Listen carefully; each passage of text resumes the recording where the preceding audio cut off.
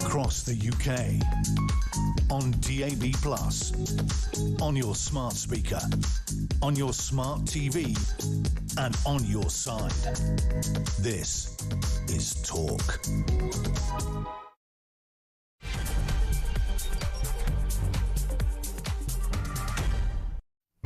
And good afternoon. Yes, welcome to the home of common sense. Thank you to Julia. She's back, of course, tomorrow right here on Talk. So, as the Labour conference continues, Wes Streeting has given his keynote speech. He also called for Angela Rayner's return to government, weeks after her resignation over unpaid stamp duty. He praised her contributions to the party. Streeting, of course, ticking all the boxes there today. In about an hour's time, Keir Starmer takes to the stage as he attempts to reunite his party and his country. Can Starmer actually rebuild public trust? Good luck with that, Sir Keir. We'll have full details and, of course, we'll bring you that speech as it happens. Caveat, sorry. Elsewhere, Donald Trump has unveiled a 20-point Gaza peace plan advocating a ceasefire, Hamas disarmament and an international transitional government chaired by him. He also referenced Tony Blair as being part of the process. The Tony and Don show is about to roar into town. We'll have more on that. And the Home Secretary, Shabana Mahmood, has accused Nigel Farage's immigration policies as being worse than racist, despite the fact they're kind of a bit like her own. She criticised Farage's rhetoric as enabling racial prejudice and highlighted the rise in anti-Muslim hatred during a Labour fringe event. We're going to be across everything here this afternoon. 0344 499 1000. It was interesting, by the way, listening to Wes Streeting, who was clearly auditioning for the next leader of the party. He didn't want to upset any element of the crew. The Labour gallery looked fixated, some of them of the left, some of them of the right, some a little bit in the middle. He wanted to make sure he embraced everything. But I thought the Rayner stuff was quite extraordinary, that 5 minutes after she'd essentially been forced to walk the plank, he's full of glory. Have a listen to what the Health Secretary said about the former Deputy Prime Minister just an hour ago in Liverpool.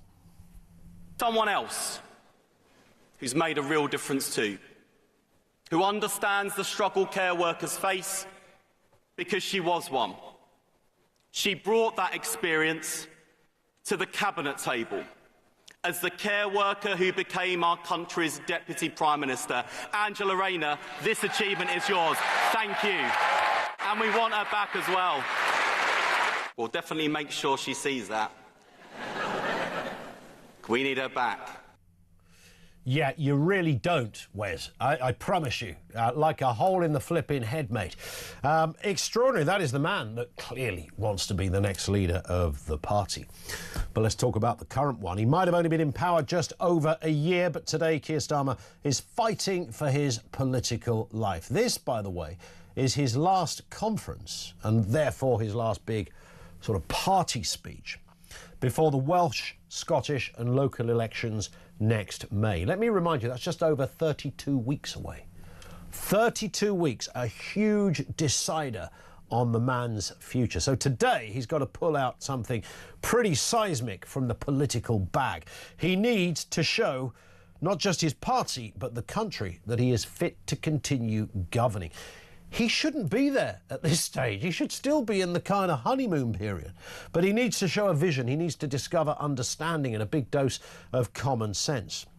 What makes this conference, of course, very different, and if you're a kind of follower, and I know most of you listening to this, by definition, love current affairs, you're engaged in current affairs, you like to debate and discuss current affairs, it won't be lost on you that what makes this conference different to the usual annual party get-togethers is that his opposition isn't the Tories.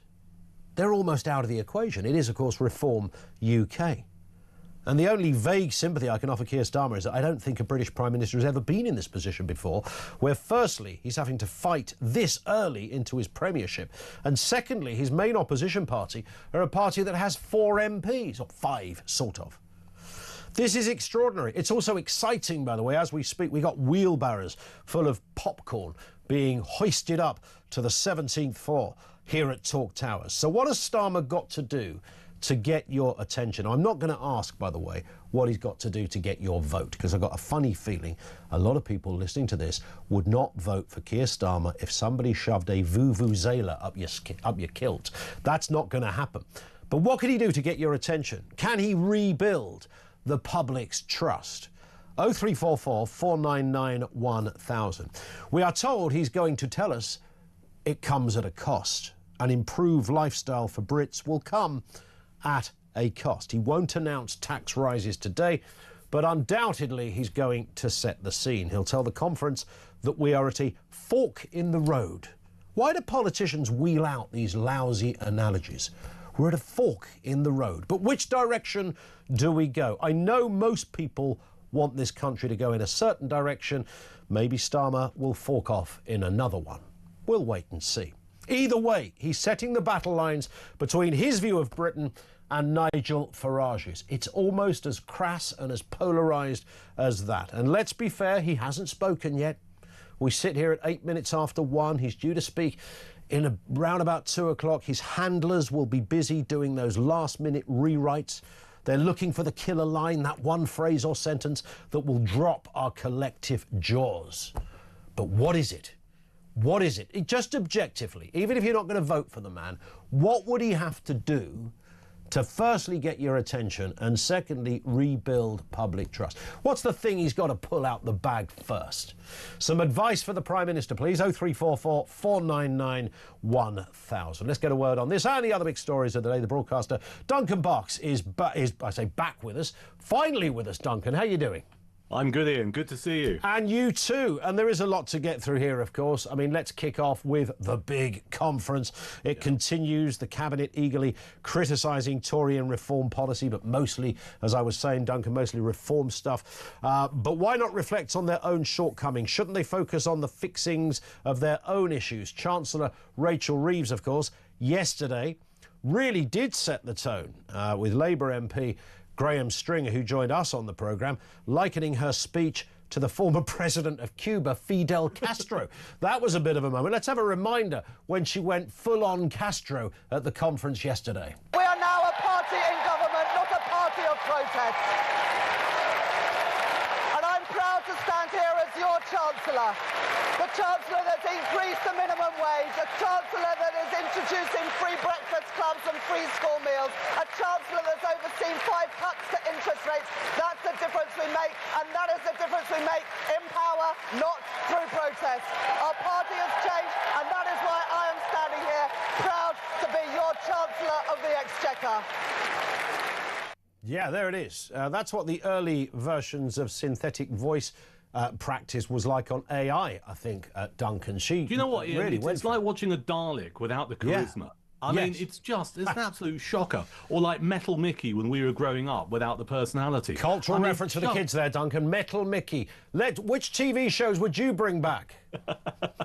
Yeah, Google it, any Zoomers who are listening and watching. Indeed. So I think this, I mean, it's very clear that the last 14 months of this Labour government, they have chronically mismanaged the economy, right? If you know anyone who is involved in business, enterprise or commerce, particularly in the hospitality sector, they are pulling their hair out. Now, we all know, anyone with a brain, anyone who's listening to Talk at the moment, watching Talk knows, if you want growth in your economy, it comes from the private sector, okay? So therefore, you need to create a climate where if you're running a business, it needs to have less red tape, doesn't need the costs attached to it, etc. And what Labour did, and Rachel Reeves did with her first budget last year, she literally rolled out a budget that was so anti-business, it is absolutely unbelievable. Yeah. So the minimum wage went up, it's well documented.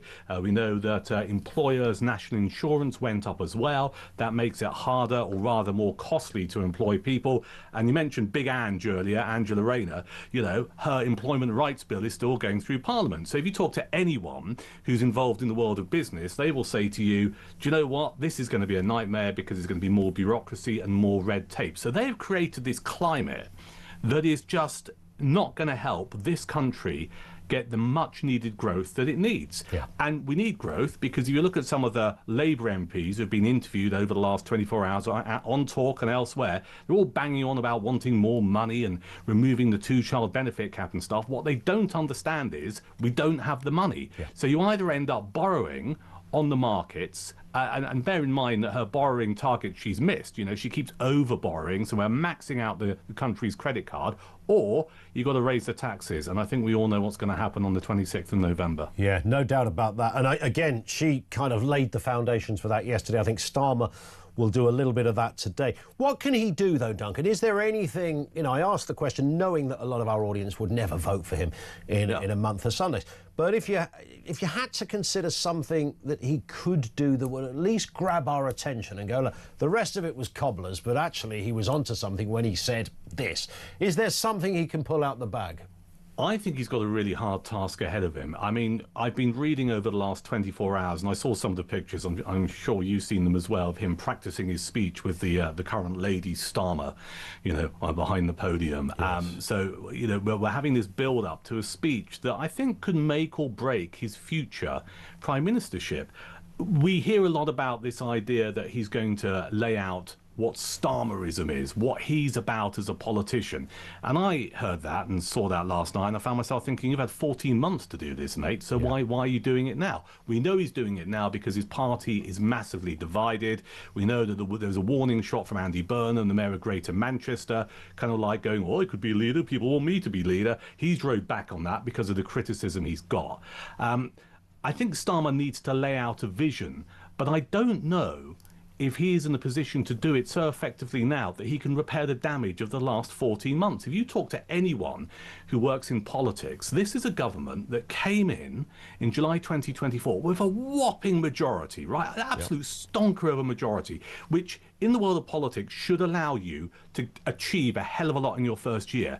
And he's not done anything. They made a lot of political mistakes. We know about the winter fuel payments. We know about the backbench rebellion. He tried to get through a reduction in the increase for the amount in welfare spending. All of his backbenchers turned on him.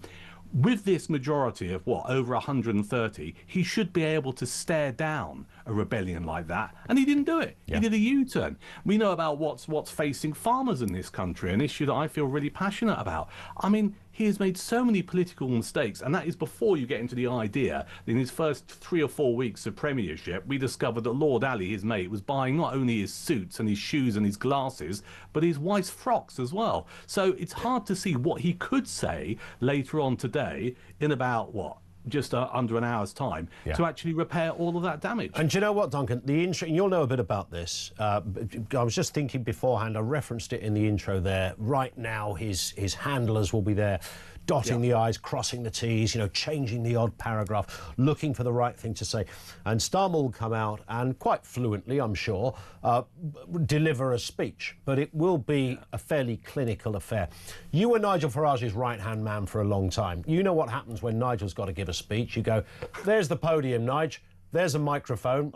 And off he goes. Yeah, I'll give you some insight. Nigel Farage's way of preparing for a speech, and just so people who are listening and watching Talk know, I worked for a PR agency. He was a client for many years, and you know, I went to various events with him, sorted out the media and stuff.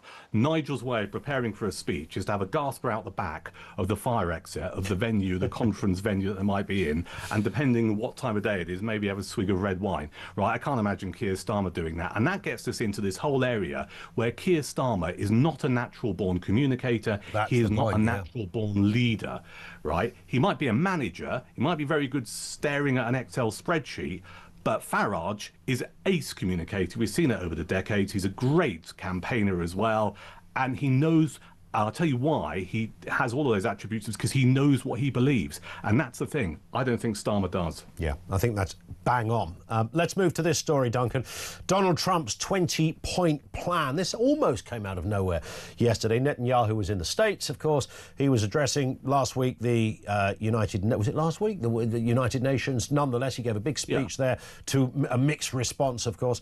But it was at the White House where the real business was done. And Mr. Trump has wheeled out a 20-point plan for eternal peace in the Middle East, including running Gaza with the assistance of Tony Blair. Let's have a listen to that announcement yesterday.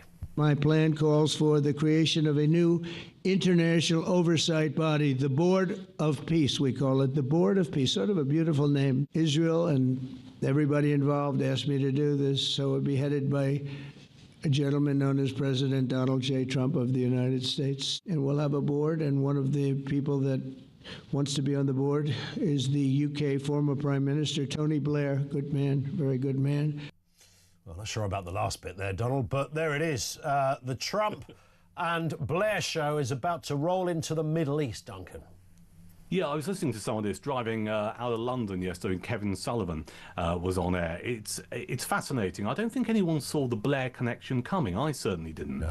I'm not surprised, though, on hindsight, because Tony Blair does carry a certain amount of gravitas in the Middle East. We have our own views about him in this country for all kinds of reasons. There's baggage from the Iraq War. Many people still feel lied to. However, in the Middle East, he does carry a certain amount of credence. So on hindsight, you look at this and you think it kind of makes sense that Blair is involved in this. And of course, when he was Prime Minister under his premiership, he was part of the government that negotiated the Good Friday Agreement, right? So there is some form there and some understanding about trying to find a way of two warring factions get some middle ground between them and stop the violence. I know we've just come on inside the last 10 minutes. I've not seen anything yet to suggest that Hamas have responded in a positive way. I don't know if you can update on anything. It'll be interesting. But what was really clear from what Trump said, because he was alongside Netanyahu, is that if Hamas do not play ball here, Israel have basically got a green light to go and annihilate them. Yeah. So I think the world is watching to see what the response will be. I think the Tony Blair involvement is something we have to accept. I did smile to myself when I heard about the peace board. You know, you can just, and Trump at the helm of it. You know, I think it's only going to be a matter of years if it goes ahead that we might see some Kentucky Fried Chickens opening up in the Gaza Strip. You know, the golden arches of McDonald's appearing. Because Trump's whole answer to everything is, hey, quality of life, have some burgers. So it'll be interesting to see what happens. But I think that the eyes of the world are waiting to see how Hamas respond. Yeah, we might get something later today. And of course, we'll bring it to you here first on Talk. Duncan, stay with us. More stories still to come.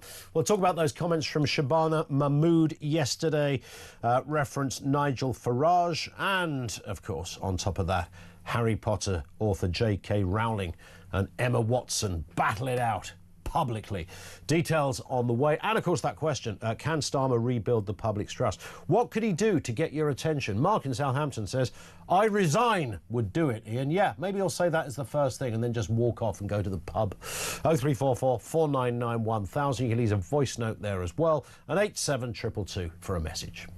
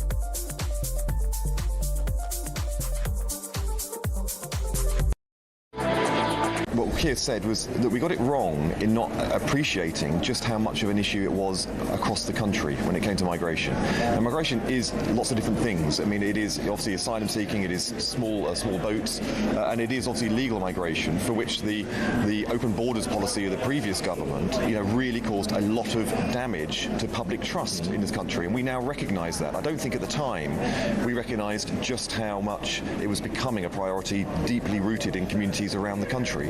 We do. We're now acting on it.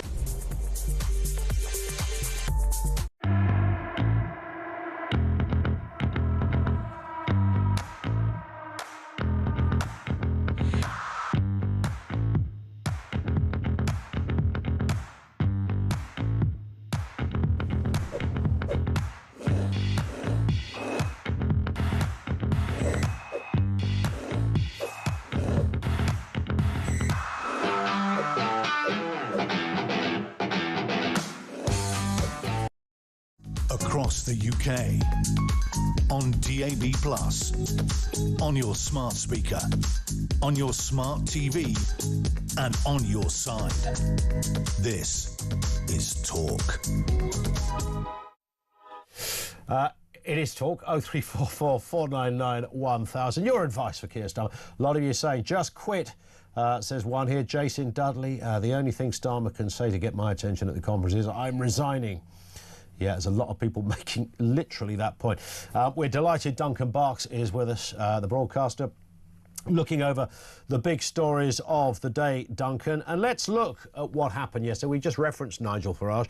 Shabana Mahmood, the new Home Secretary, only been in post for a matter of weeks, says Nigel Farage's policies are worse than racist. Now, this was really interesting because she's from the right of the Labour Party, of course. So she ordinarily, and I think her speech yesterday would have been a departure from maybe what her predecessors would have said. It looked frighteningly like Nigel Farage's party's proposals on immigration, but nonetheless, after she'd legged it from the main stage, she went to a fringe meeting and came straight out with it. She said his immigration policies are worse than racist and morally extreme. She described these policies as dog whistle politics to racists, enabling plausible deniability while signalling prejudice. So she went further than Starmer did. Yeah. This reminds me of, do you remember on the run-up to Brexit, there was Project Fear that took place? George Osborne told us that the world was going to collapse and our property prices would fall over, etc., etc. There are elements of almost this from Starmer and co. regarding the threat of reform. And this, we've got to remember, this is a political party with 5 MPs, 4 of which were elected. The 5th one crossed the floor, Danny Kruger from the Tories a couple of weeks ago. Yeah. Right, 5 MPs. They've been riding massively high in the polls over the last few months, way ahead of Labour, way ahead of the Conservatives as well. And we know that Keir Starmer officially sees Reform as the opposition now, as you mentioned earlier, not the Conservatives, but Reform UK. And they started to trot out this line at their party conference in Liverpool, which I think is designed to hit what we might call floating voters, right? Which is this kind of like, if we start telling people that Reform are racist, those who might be looking around for a political party might go, oh, actually, I don't know, I was going to back Farage and co, but now I might be seen as a little bit racist. I think that's what's going on here. I think you have to be so careful with branding supporters of voters of a political party as racist. Right now, we talk on Talk a heck of a lot. And listeners engage with Talk about their concerns regarding immigration, right? And rightly so. We know about the Boris wave, which was a form of legal migration. We all know about the small boats crossing the channel. Yep. That problem has not been solved. People have issues with both of those.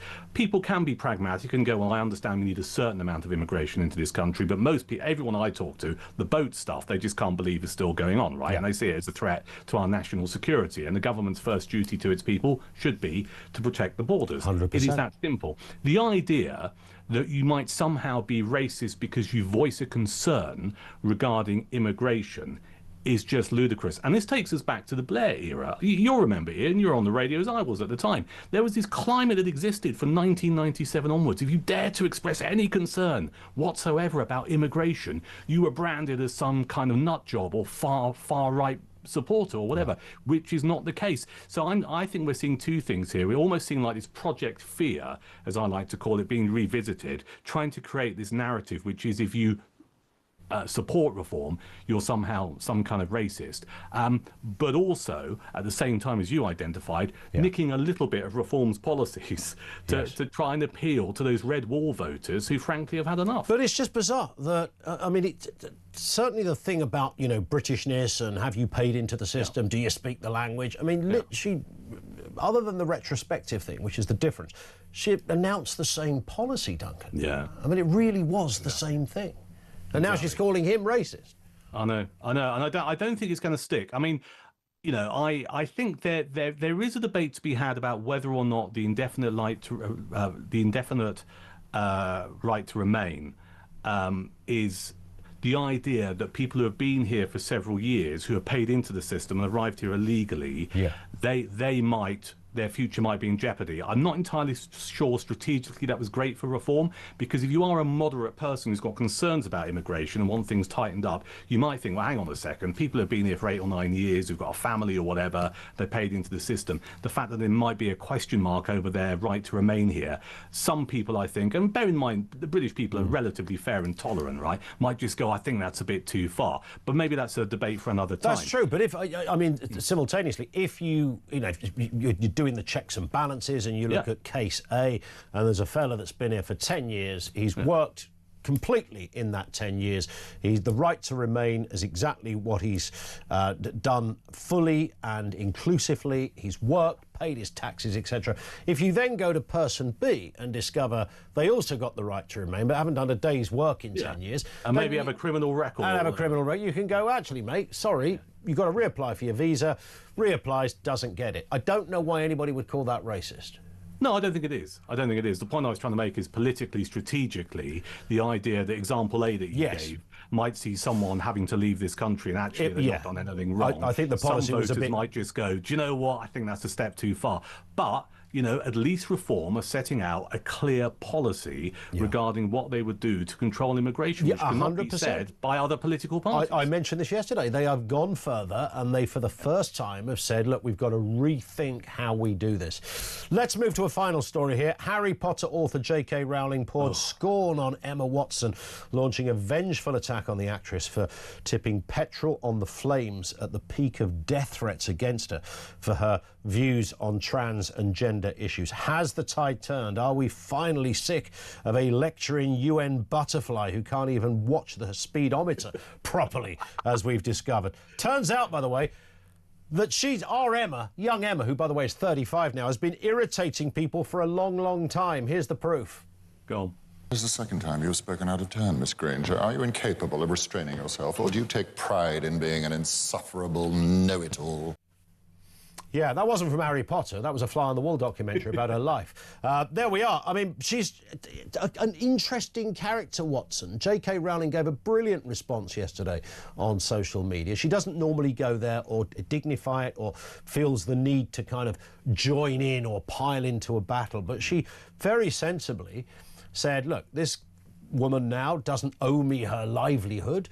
No more than anyone who worked at some stage for someone else successfully. But she did assist at the time in almost legitimising the kind of horrendous death threats that were coming J.K. Rowling's way. She should have stepped in at the time and said something positive. Instead, she was under the cosh of the Hollywood elite and many others, finding herself saying stuff that she thought would be the right thing to say. Listen, you've got kids, I've got kids. I would not lose a moment's sleep if I never saw a Harry Potter film again in my entire life. I mean, I find Emma Watson remarkably irritating for all kinds of reasons. And I think she should have stood by J.K. Rowling, who, by the way, I'm a massive fan of. I don't mind admitting, as a man in middle age, I have quite a crush on J.K. Rowling. For all kinds of do you see that picture of her puffing on a cigar? That was a beauty. On a yacht somewhere. Yeah. Fantastic. Is that the one that did it for you, Duncan? Is that what it... What a many in. I know you like a stogie yourself, don't you? I do like a stogie. Yeah, very much. So I find Emma Watson irritating. I wish she would just be quiet and go away. And it was interesting, I was reading the story earlier, and apparently she made some public outbursts about J.K. Rowling and then got a note sent to her saying, well, I hope you're okay with all of this. It's pathetic. Yes. Yes. You know, you're a fully grown adult. You need to stand by people who actually, you know, and good grace to J.K. Rowling for saying she doesn't owe me her career. Well, she blooming well does, actually. And, you know, she should stand by her and say the right things and do the right things, not, you know, be part of the baying online mob just because J.K. Rowling has views on trans issues that Emma Watson disagrees with. Simple as that. Just before we go, I know you've been embroiled in politics for about the same length of time as me, Duncan, whether it's broadcasting, working at Westminster, the time you spent with Nigel Farage. Sometimes you need light relief away from the job. You've found yours in the form of a podcast that's been running very successfully for a while now. It's called Prick with a Fork. Yeah. It's a sausage podcast. Yeah, it's one of the world's only regular sausage podcasts. So away from politics, I talk about porkers. Some might argue that the two are quite related from time to time. I love sausages. I make sausages. I talk about sausages. I sample sausages. And the podcast is called Prick with a Fork. It is on YouTube. Search for it. Loads of content on there. Please subscribe. Won't cost you a penny. If you support the Great British Banger, you need to support Prick with a Fork on YouTube. 100%. I look forward to the Bender special as well. Listen, Duncan, thank you very much. As ever, Duncan Barks with us on the programme, the broadcaster.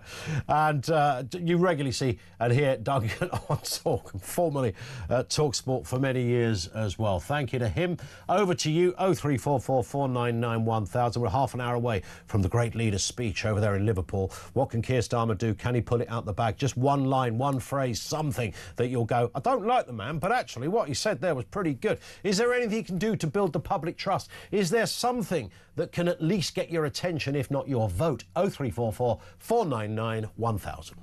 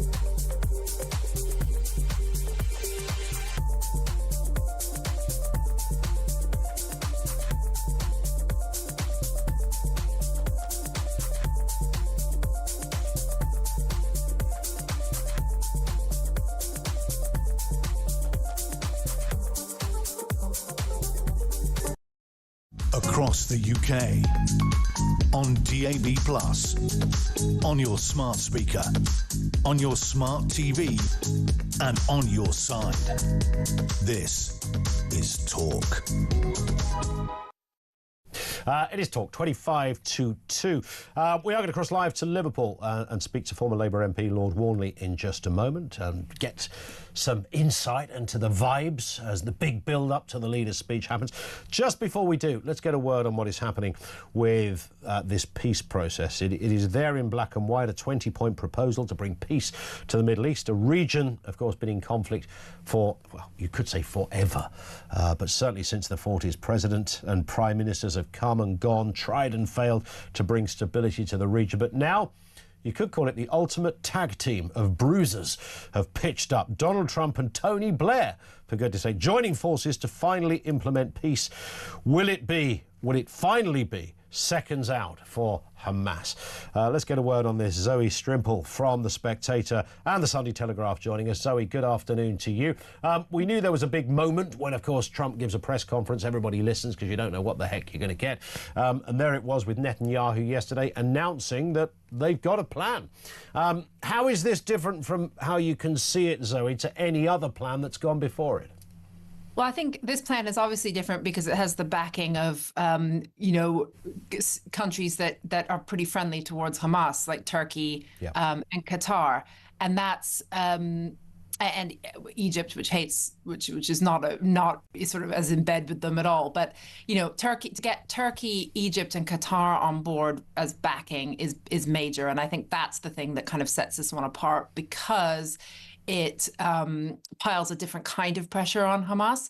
Now, this deal, I suppose what's interesting about it is the way it offers amnesty to, like in denazification, if they kind of join the right side, they kind of survive and can prosper. It sounds like, any other Hamas member, will get safe passage to a third country. So it's less kind of fire and brimstone than it could be.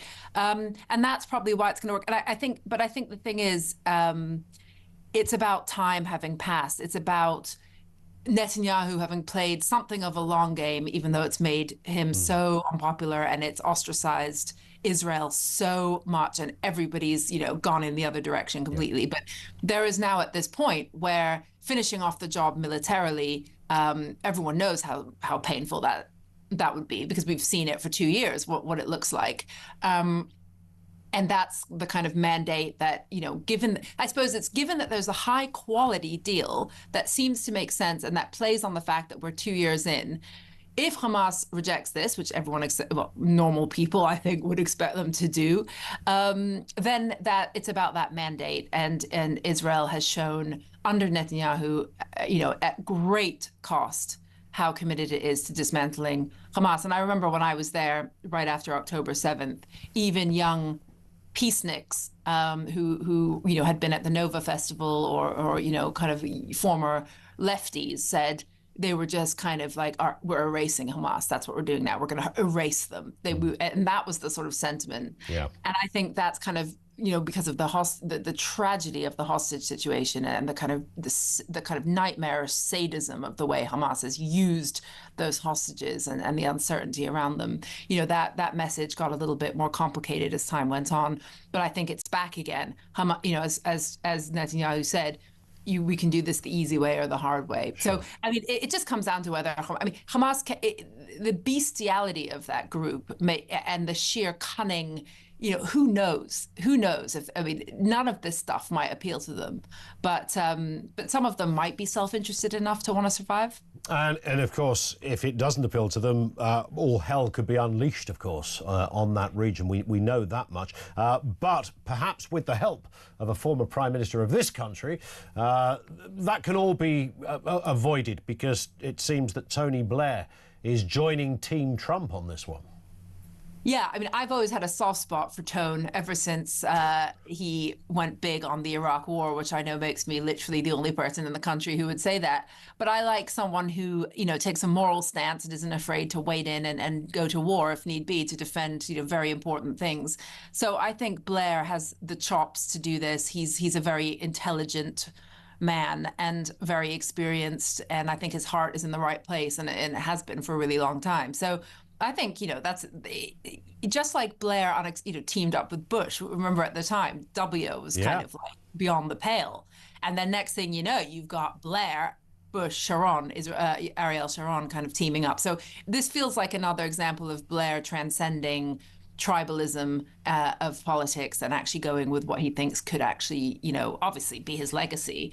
That would be his dream, but also kind of doing the right thing. And I think it's a funny thing that Trump, I'm no Trump fan, as my readers know.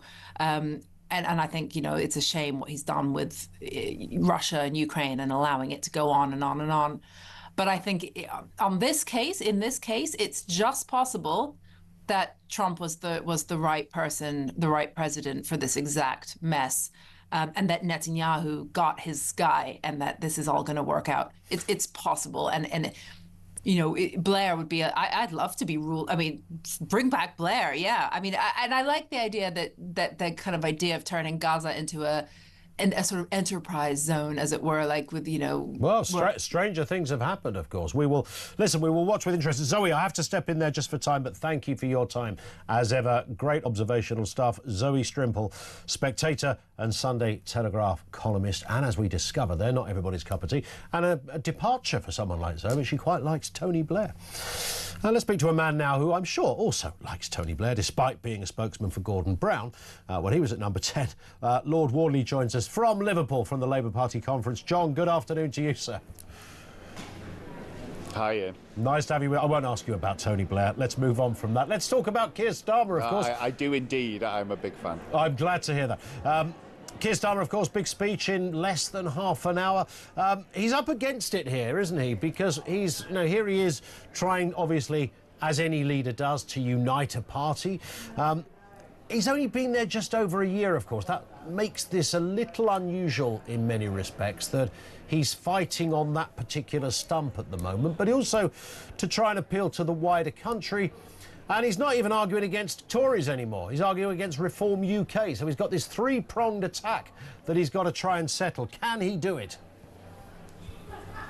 Yeah, this is an extraordinary, almost unprecedented situation. And I think probably the truth is, Ian, that there is not a great deal that Keir Starmer can say right in this speech. There's probably a lot that he can say wrong, but I think he and the team around him knows that probably the British public are not going to properly tune in and listen until they see some real results on the two key priorities. One of stopping the boats and dealing with the current enormous dissatisfaction in towns and cities across the country. And two, in just the basics of getting the economy growing again and getting more money in people's pockets. And so, you know, he's got to be clear with the hall, with the public today, that those are his priorities. But frankly, whatever he says is not going to really hit home until people actually see results on that now. So low is their faith in, well, not just him, but I think in any mainstream politician to deliver on the things that they say. I said at the beginning of the programme, this, of course, is the last party conference before a series of very crucial elections next year. Wales, Scotland, local elections. I mean, this could determine an awful lot. There's a lot riding on this today. Well, I think obviously the Labour Party and Keir is braced for the elections locally and nationally in Scotland and Wales to be bad next year. That is often the situation mid-term. It looks like they could be particularly bad, and that could be particularly perilous for his leadership. But again, the degree to which those elections can disrupt him, really no matter how bad they are, will depend on those two key factors. They've got to show that they get it and are making meaningful changes on immigration, and they've got to get the economy in the better position. I think if they could do those two, show results on those two things by next May, even if the public are not convinced, there would seem to be a point in carrying on and continuing with this course. At the moment, I think there has been too much of a sense of mixed messages from what him and key people have been saying, and simply that these deeply entrenched problems, which do take a long time to turn round, nevertheless aren't being seen to be improving, and the public are really out of patience. Do you sense, in terms of Mr. Starmer's position, I mean, look, as you know, because you've worked at the highest end of the kind of political system, there's always speculation about who's going to take over. Can they survive? Can they go the distance, etc.? Wes Streeting gave a very interesting speech about an hour or two ago, there was a lot. He seemed to tick an awful lot of boxes, and even suggested that Angela Rayner should come back, which to me, I extrapolated from that this was Wes Streeting appeasing that bit of the party where perhaps no one else will. Do you think that's what he was doing, and was it wise to call for Angela Rayner to return? Well, I mean, I wouldn't necessarily put it past Wes to have those kind of thoughts, but he does recognise actually, and I would agree with him that Angela, aside from the current problems that she's had and the reason for her needing to resign, she can be a real asset to the Labour Party because she can speak to sections of the country with a level of authenticity that by no means every person coming into politics can, and I think if the name of the game next time is to be able to reconnect with many of our heartland voters who are just so thoroughly annoyed with mainstream politics as they see it and are seriously thinking about reform, then we're going to need all the help that we can get to that. And yes, I think actually Angela could be part of that mix come election time. We'll watch with interest. Have you got a front seat for this one, John? I won't be in the hall, though. It's probably best that I'm not, so I'm going to scurry away and find myself a TV screen right now. Not a bad idea. And maybe a nice glass of red to go with it. Who knows? It would have to be red, exactly. Of course. Listen, John, thank you for your time. Really appreciate that. Lord John Warnley, former Labour MP, spokesman for Gordon Brown at Number 10. I think that was a sort of tacit endorsement of the Prime Minister. He is a Labour man, after all. What do you think Starmer has to do? Do you think it's possible that he can turn things around in any... Look, you're not going to vote for him. I know that. But what could he say? What could he do that would make you go, oh, he's onto something there? What could grab your attention? 0344 499 1000.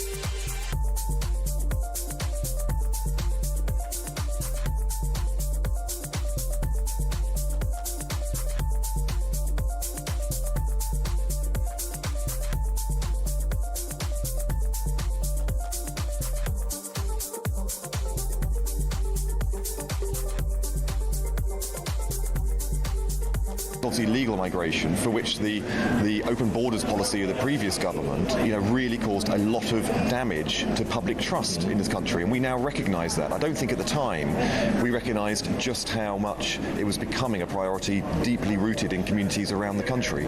We do. We're now acting on it.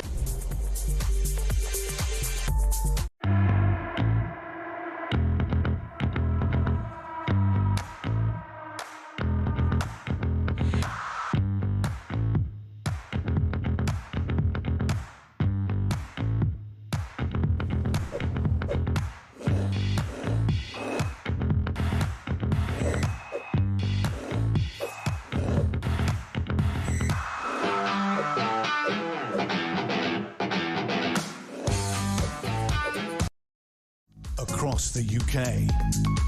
On DAB+, on your smart speaker, on your smart TV, and on your side. This is Talk. Let's go to the phones. Just gone 10 to 2. This will be Chris in Bournemouth. What have you got for us, Chris? Afternoon to you. Ian, a couple of things. Yeah. And it all revolves around the Labour Party and how they keep going on about Nigel Farage turning the country racist. Yes. To be quite honest with you, mate, I think the Labour Party have already done that. Yeah, I think you might be right. What do you think of, I mean, what do you think of that kind of contradiction that Labour are really wheeling out big guns at the moment? I don't trust the man, to be quite honest with you, and I don't trust any of his party either. Yeah. And I think one of the best things he could come out with at the beginning of his speech is, I resign and I call a general election. Because all he's doing is strengthening, while he's in power, he's strengthening the backing for Nigel Farage. And you see, that's exactly what he is doing. I don't know what audience he thinks he's gaining by saying all of this. Because yesterday we had, I think, Rachel Reeves reference Nigel Farage. I mean, Farage is living rent-free in all of these people's heads, like 24/7. He's getting more air checks and references than any other politician would do. Rachel Reeves said it. We had Shabana Mahmood yesterday at a fringe meeting calling him a racist. We've had Starmer on Sunday calling him a racist, or his party's got racist policies. And we're likely to get a bit more of that today. They're obviously hoping, when they do this kind of stuff, Chris, to gain something out of it. So who are they aiming this at? They ain't going to get anything out of it, Ian. All they're doing is wanted to hear a Prime Minister turn around and say, yeah, it's a racist. Listen, your phone line, sadly, Chris, has just conked out on us, but I think you got all of it out there. Thank you for that, Chris in Bournemouth. Shirley will be in the Cotswolds, lovely part of the world. Shirley, what are you making of all of this? What do you think? Can Starmer do anything to rebuild the country? He can't do anything to rebuild the country, no. There's nothing he can say that's going to make a scrap of difference. However, the reason for calling Ian is because I am in shock at the amount of name-calling and nastiness of the Labour Party. They've learned absolutely nothing from the shooting that happened in the USA recently, and the 2 MPs that have been murdered here. And they are literally doing what they're locking members of the public up for. Do you know what? I haven't even looked at it from that angle, frankly, and you are spot on. You are spot on. That's exactly what they're doing. The very sort of hate speech that they purport to be so much against, they are carrying out with booster rockets on. And it's all aimed at Nigel Farage. They are. And if I was Nigel Farage, I'd be suing them for defamation. And as much, I mean, Reform are just shooting up the poll because whoever is writing their speeches is obsessed with Farage, and he needs arresting because he's lost the plot. Yeah. And, well, I'm saying it could be a her that's written them, but the whole thing is just, it's turned so nasty, and it's so expected of Labour because this is what they do.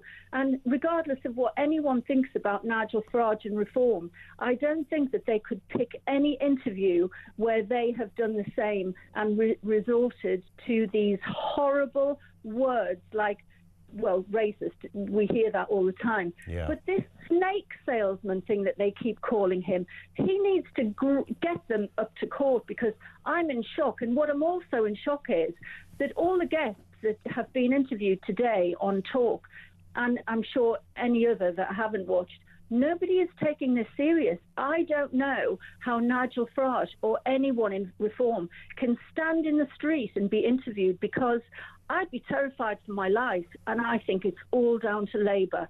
That is a brilliant observation, Shirley. I feel ashamed, frankly, that I hadn't picked it up from that angle before. I suppose, and listen, thank you for your call, Shirley, that's brilliant. I think because we look at Farage and it's water off a duck's back, isn't it? That's how he rolls with this. We know that when Nigel sits down with a cigarette and a beer, he's kind of enjoying the idea of being name-checked every 6 seconds at other parties' conferences, particularly the party that are currently in government. That, to him, is a kind of win-win situation. But there is a darker side that Shirley there has just picked up on. And you look at Charlie Kirk and you look at what happened, and if you sow that amount of hatred, and if you call enough people or you call somebody a racist enough times, there's going to be somebody out there that thinks, yeah, I've got a bullet and I know whose name I want to put on the side of it. You just need one dysfunctional loose cannon to act on those words. It's a brilliant point. And I think because Nigel Farage is so confident in his own skin and brushes this stuff off like it matters not, we tend to miss that point. But that's precisely how we end up with people doing very silly things. I wonder today whether Keir Starmer will carry on that theme. He began it on Sunday with his interviews on TV talking about the reform policy being racist and immoral. When politicians start bringing in the immoral card, they're finished, frankly. Only God knows where that line is, frankly, not some half-wit that, you know, wears a grey suit and works in Westminster. So it's always curious, but to see it continued with such regularity, he's a racist, these policies are racist. It's all we're hearing. It's such an easy word to throw out. They're obviously out of ideas. James is down in London. What have you got for us, James? Good afternoon. Good afternoon, Ian. Ian, after listening to all the guff I've had to go through today with our Labour government, I'm now understanding our government lives on a different parallel universe to the rest of the working people in this country. True. Because what we would like to hear today from that idiot is that he's giving his keys in and we're going for a general election, because we are governed by university larpers, and I'm getting sick and tired of it. And that is where we're at. And do you know what? The only the difficulty is if he did, because this is his last conference speech before. I know he's going to make lots of speeches between now and next May, but it's his last big conference speech to his own party at this level before the elections next May. Elections in Wales, in Scotland. These are seismic, by the way, not a few councillors here and there. The entire country of Wales could be up for grabs. And of course, the local elections. So he's got to make it big. But even if he had to walk the plank after those terrible results come through in May, he'll just be replaced by somebody like, well, maybe it'll be Angela Rayner. We've got the leader's speech coming next on Talk. Thanks to James. Back after this.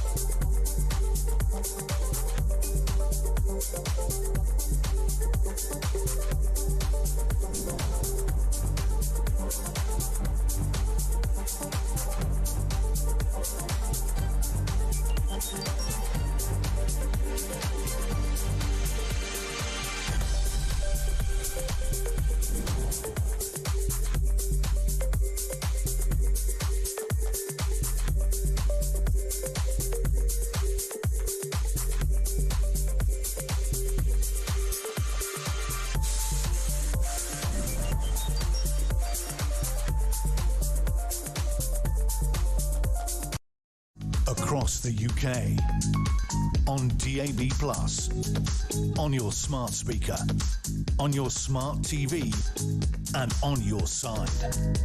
This is Talk.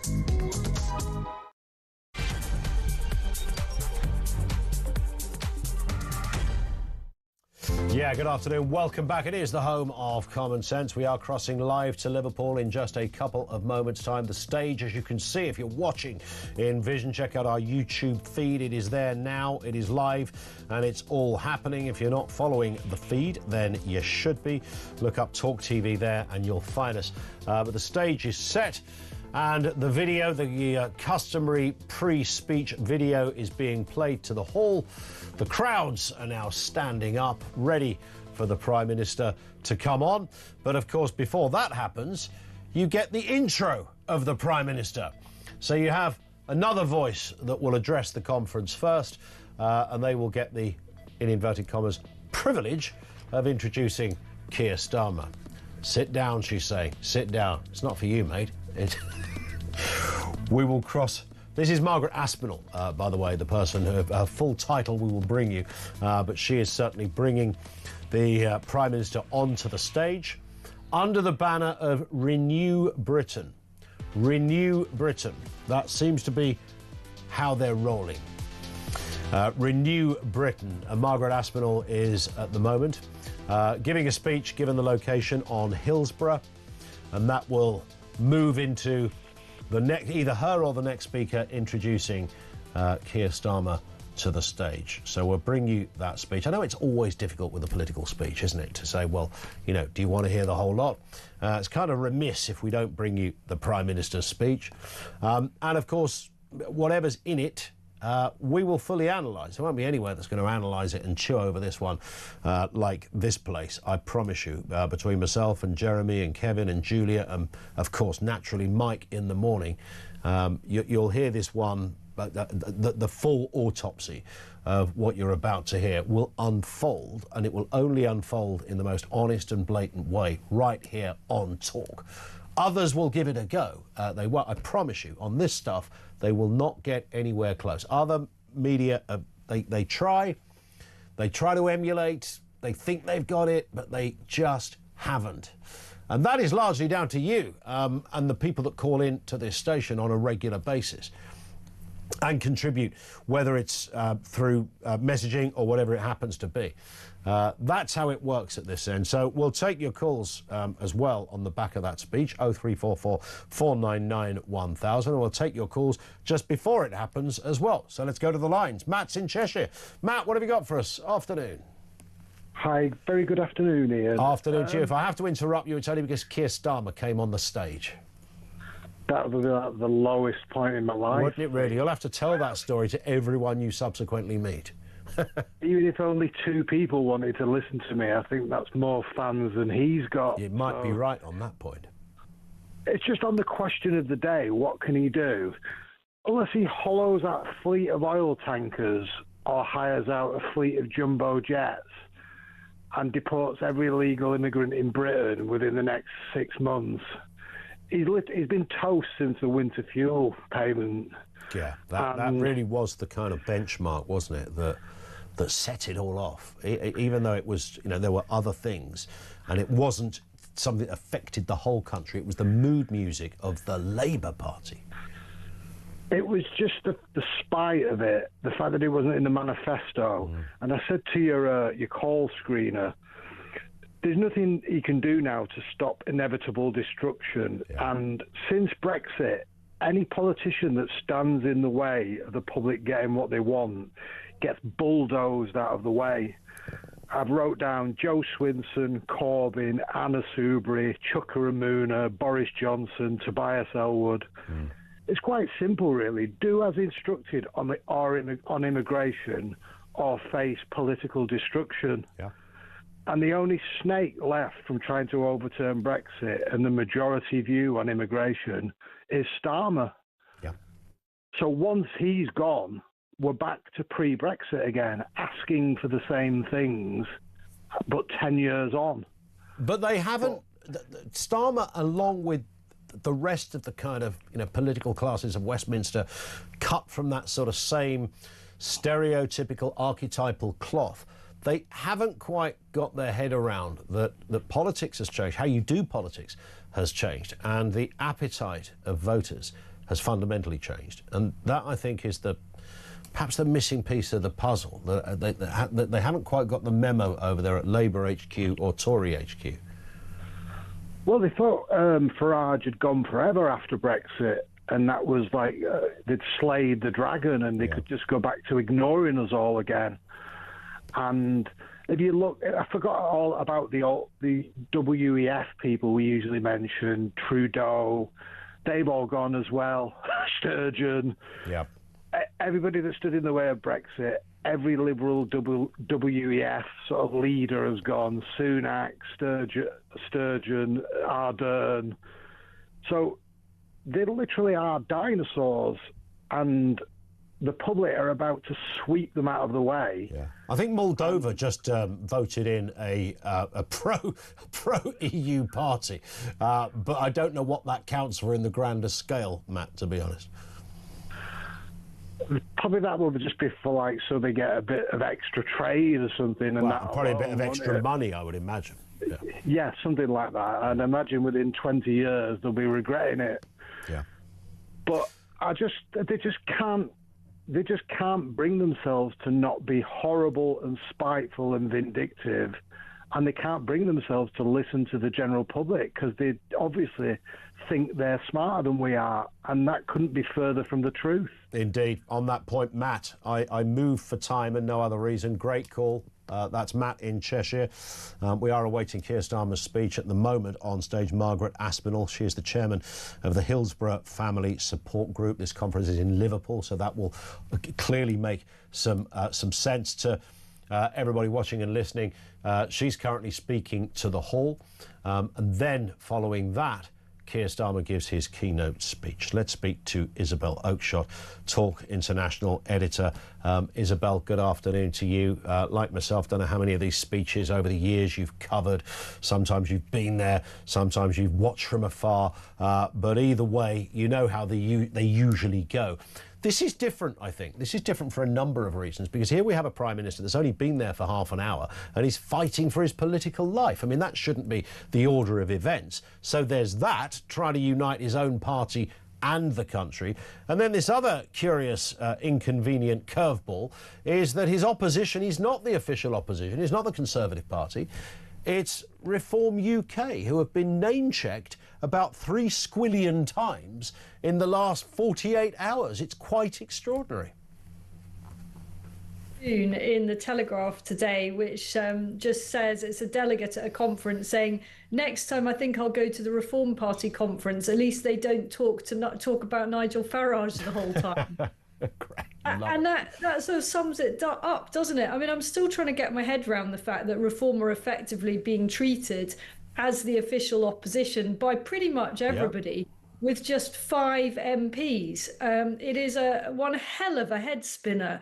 And as you say, this is a really unusual kind of context for a Prime Minister to be delivering a party conference speech just a year into power, just a little over a year into power, and yet unbelievably on the back foot, fairly regularly characterised as the most unpopular Prime Minister in modern history, whatever your politics are. You know, you look at those tables that show approval ratings and he's absolutely at the bottom or the top, whichever way you want to look at it. And in the run-up to this conference, there were the usual kind of not entirely confected stories about sort of potential leadership challenges. I mean, this is an annual sport for political journalists around party conference season. You know, pretty much however strong a prime minister or party leader is, there's always some story about somebody,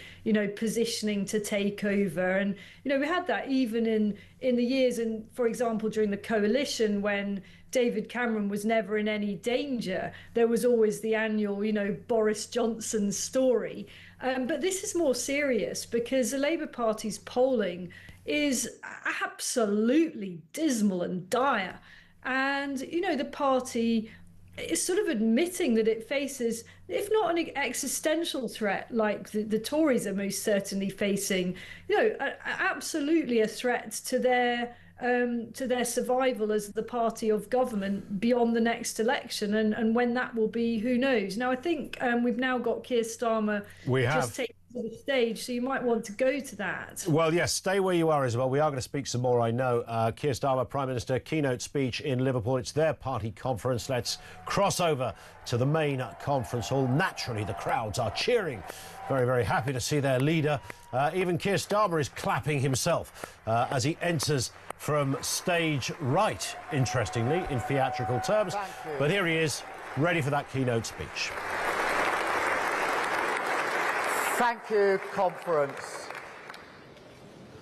Thank you, Figan. Thank you, Pooja, by leading by example, so powerfully showed just on that video just now. And Margaret, thank you so much for that introduction.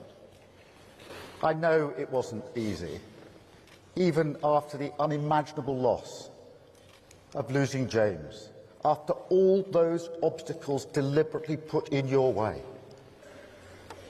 With this Hillsborough law, you and the other families, some of them are with us this afternoon, and other campaigners, have served a degree of justice for James, for the 97, but also for thousands of people that you will never know and you will never meet, who will never now have to go through what you went through. Thank you. Thank you.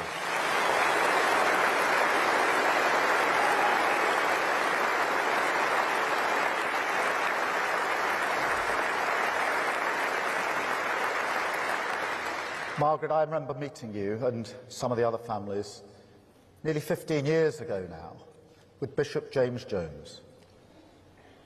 I was humbled to be able to campaign after such loss. As a father of a daughter aged 14 and a son aged 17 who goes to football with me, 1 year younger than James was, I honestly don't think I would have the courage to do what you have all done. I was also struck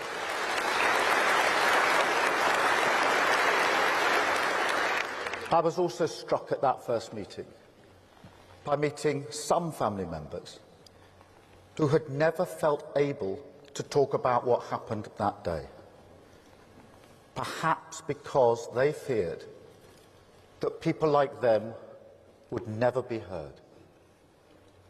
Conference, this party was founded to hear working class people like that, to look directly into the eyes of their suffering, even when the state turns its back.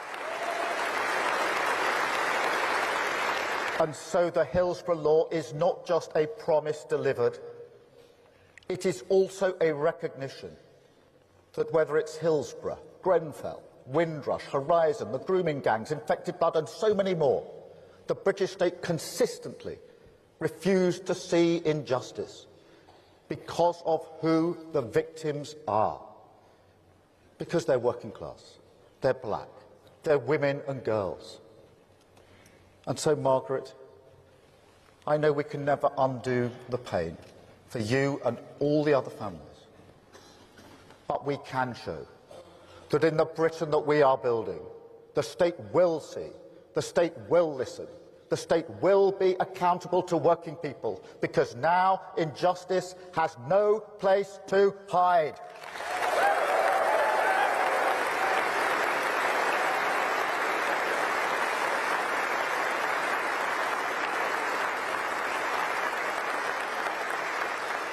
That's National Renewal Conference, government and working people working together to drag us out of decline, building a new Britain. Now, it's an urgent task. We can all see that the country faces a choice, a defining choice. Britain stands at a fork in the road. We can choose decency, or we can choose division, renewal or decline. A country proud of its values, in control of its future, or one that succumbs against the grain of our history to the politics of grievance. It is a test, a fight for the soul of our country, every bit as big as rebuilding Britain after the war, and we must all rise to this challenge. Yet we need to be clear that our path, the path of renewal, it's long, it's difficult, it requires decisions that are not cost-free or easy, decisions that will not always be comfortable for our party. Yet at the end of this hard road, there will be a new country, a fairer country, a land of dignity and respect, everyone seen, everyone valued, wealth creation in every single community, working people in control of their public services, the mindless bureaucracy that chokes enterprise removed so we can build and keep building, clean British energy powering our homes, technology harnessed to drive us forward, our flags flying proudly as we celebrate difference and oppose racism.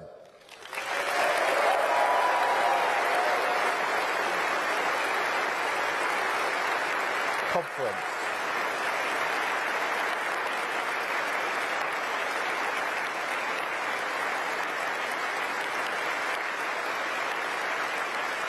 Thank you, Conference. The basic, ordinary hope of a better future for our children restored for millions. And through that, a Britain that has rediscovered the belief, the togetherness, the pride to take control of its future.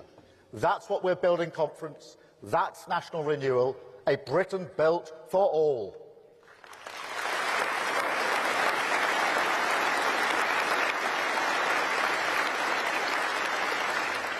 But there is another path. We can call it the path of decline. But in truth, it leads to ruin, to chaos, to Britain being poorer in every sense. And it's a tempting path, because it asks nothing of people, makes no demands, suggests no difficulties. All you need to do is listen to politicians who tell you there's a quick fix, a miracle cure, tax cuts that magically pay for themselves, a wealth tax that somehow solves every problem. The Brexit lies on the side of that bus. Click here for your new country.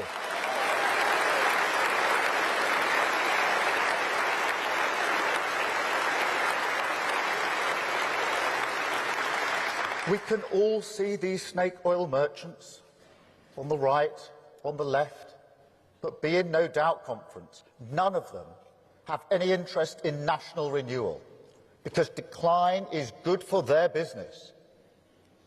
I mean, think about it. When was the last time that you heard Nigel Farage say anything positive about Britain's future?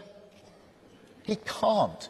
He doesn't like Britain, doesn't believe in Britain, wants you to doubt it just as much as he does. So he resorts to grievance. They all do. They want to turn this country, this proud, self-reliant country, into a competition of victims, saying to you, to working people, don't trust in each other. You can't fix this. This is not a great country. But it is, Conference. It is a great country. It will always be a great country, a decent, pragmatic, tolerant, reasonable country that throughout history has stood its ground, stuck by its values, and built its future without fuss. That's the Britain I'm fighting for, Conference, a nation of resolve, a land of respect, a Britain built for all.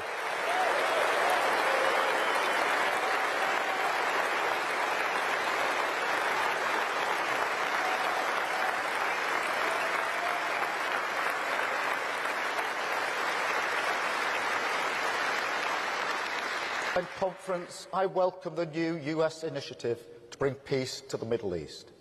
I strongly support efforts to end the fighting, release every hostage, and urgently scale up aid into Gaza. All sides must now come together to bring this initiative into reality, because we must restart the hope of a two-state solution, a safe and secure Israel, alongside the long-promised Palestinian state, a state that this country now recognises.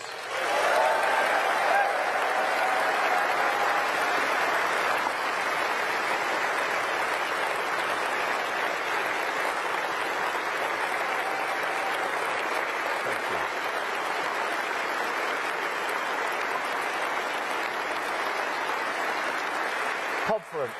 Thank you, Conference. Thank you. Conference, I will never give up on diplomacy, and I will never doubt British values, rules that protect those in need, respect for difference under the same flag, the freedom to live and let live. I will never doubt that these values make us strong in a world that preys on weakness.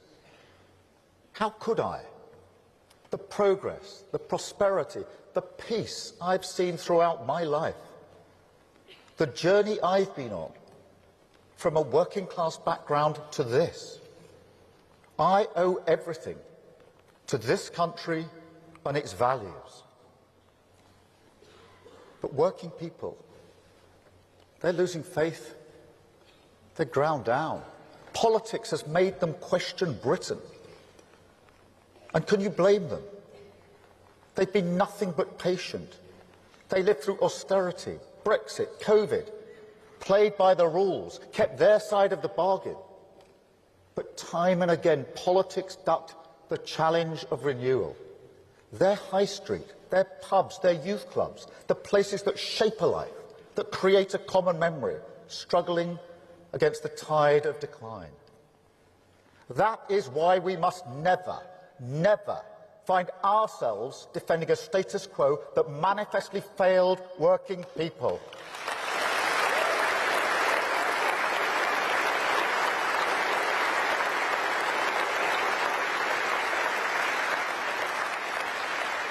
That's what I say to people who think it would be nice if we could just go back to politics before Brexit or the crash. And this does go back that far, Conference. The global financial crisis is when we were exposed, when a new Britain should have been born. Complacent. That's the only way to describe it. Complacent. We place too much faith in globalisation, the establishment across so many institutions, in hock to its lazy assumptions that immigration is all we need to give us the workers. Infrastructure will always be there because we built it decades ago. The world always on hand to give us the goods. It doesn't matter if our industry leaves. It doesn't matter if we don't train our young people. It doesn't matter if wealth creation is hoarded by just a few communities. Well, Conference, look at our world now. Because in our age of insecurity, we can see now that it does matter.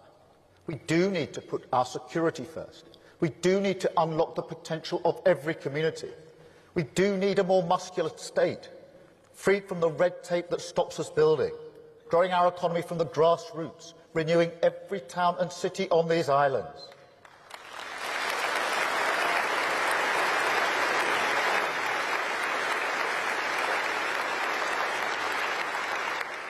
It comes back to growth. So much of it comes back to economic growth. In fact, I'll say it now so there's no doubt. The defining mission of this government is to grow the economy, improve living standards and change the way we create wealth. An economy that grows not just from the top but from the grassroots.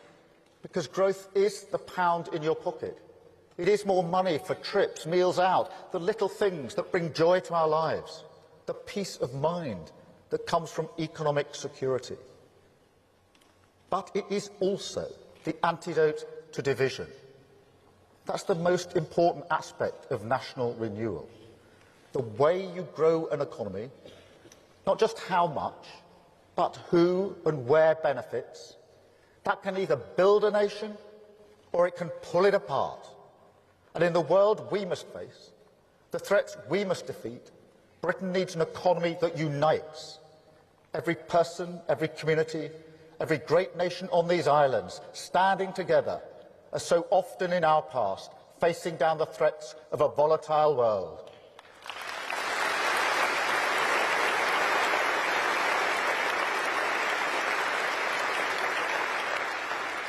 And it is a choice. You can exploit asset bubbles to distract from stagnating wages. You can balance the books by cutting long-term investment. You can cut taxes for the few whilst dismantling the infrastructure for the many. But the affordable homes that we built, the libraries that we opened, the Sure Start centres that gave so many families a better start in life, all in it together. That's what they said. Come on. The country they created, it's still around us today. Old and young, north and south, scrapping over the crumbs, draining the well of responsibility, the patriotic responsibility that we owe to one another. But there's another choice, Conference. You can choose industrial policy, government and business bringing the future closer, British graft backed everywhere, from the steelworks in Scunthorpe to the data centres in Essex and the wind farms of South Wales. You can choose to unleash British enterprise, strip out bad regulation, confront the blockers that strangle a thriving private sector. The most important thing we need for every community to stand more proudly on their own feet. You can choose to challenge the outdated dogma and say with one clear voice that public investment does not crowd out private, that we should invest more outside London and the South East, and that a more secure labour market with stronger workers' rights will be better for productivity. And Conference, you can choose to rebuild our public services, choose investment over austerity. That's the choice we made at the last budget. A hard choice, difficult decisions on taxation, but Conference, that's the choice that we made.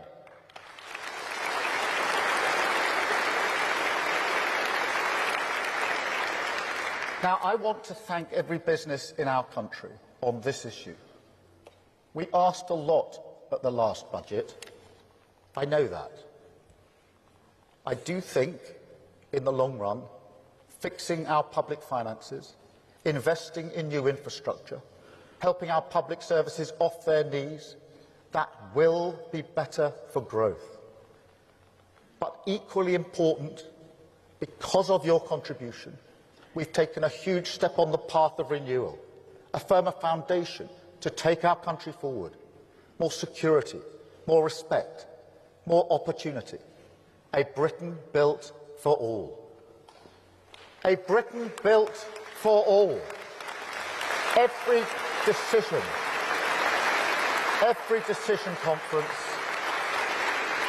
every decision we took this past year, it's all been in pursuit of that mission. Changing the way we create wealth, reforming public services, giving people more control over our future. Take our investment in defence. Undeniably good for growth, vital for national security and the whole of the continent. Impossible without really tough decisions on aid. Just look at the New Deal to build Norwegian frigates. That doesn't happen without our investment. A decade of shipbuilding on the Clyde. That heritage, that pride, secure for future generations. Now, those frigates could have been built anywhere, but that was the old mentality, that it didn't matter. But we want to build them here, in Britain. We want to invest in that reputation, in those skills, in the talent of Glasgow and the Clyde.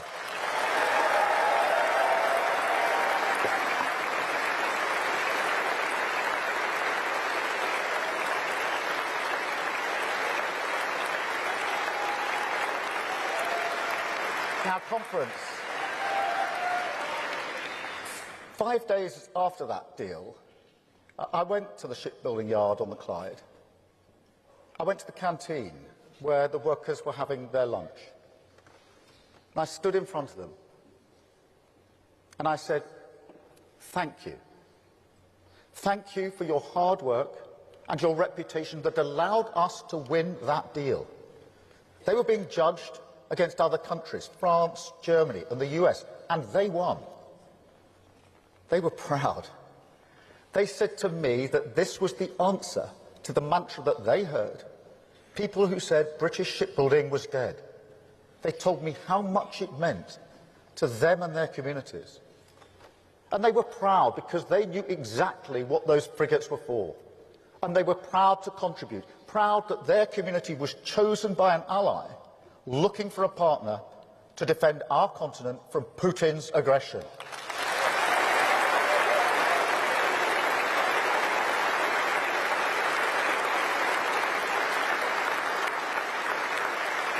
And conference. Or take our investment in childcare. 30 hours free for every child between 9 months and 4 years. A massive difference to the cost of living. Thousands of pounds back in the pockets of working parents because we made tough decisions, tough Labour decisions at the last budget. Now, this will help parents and carers back to work, especially women, and that is good for growth. But fundamentally, it's for the children. Now, last year, Bridget and I went to a primary school in Nuneaton, and we got talking to the reception teacher. And she said that some kids arrive in reception reading books, others are still virtually in nappies. There's similar stories right across the country. Inequality at age just 4, baked in for life. So our childcare provision is a game changer, giving every child the best start in life, every single child equal at the starting line of their education.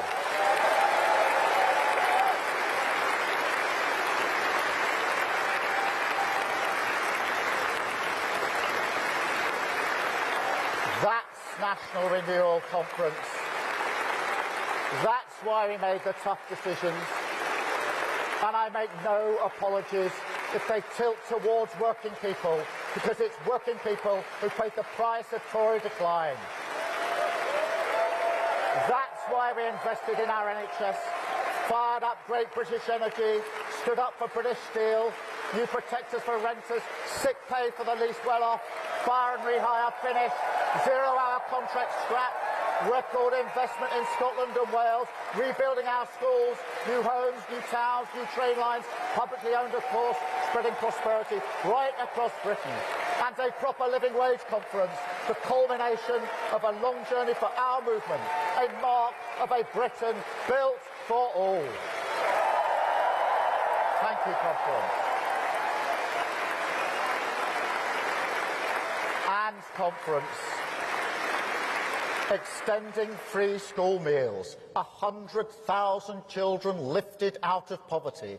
The first step on our journey to end child poverty. We have walked that road before and we will walk that road again. Because a Britain where no child is hungry, where no child is held back by poverty, that's a Britain built for all.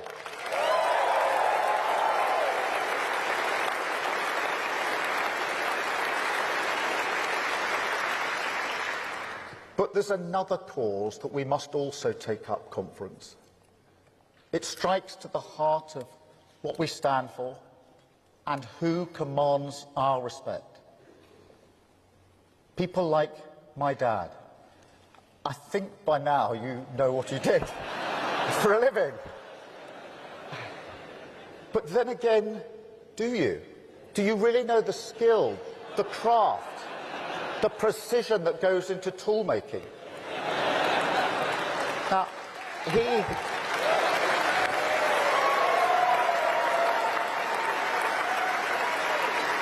But the thing is, conference, he always felt disrespected, my dad, undervalued by the nation because he worked with his hands. And I can see why. He worked hours and hours at night school when he was an apprentice. I went to Leeds University, had a good time. It's a good place to have a good time, is Leeds. And then when I came back, I officially became the first in my family to go to university. I was put on that pedestal. Working class families know exactly what I mean. I thought about this when I visited those frigates on the Clyde. The apprentices there, they took me on board. They showed me how they were rewiring it. Miles and miles of wire, difficult, high-skilled work, really complicated, and of course vital for our country. I thought about my sister, a care worker.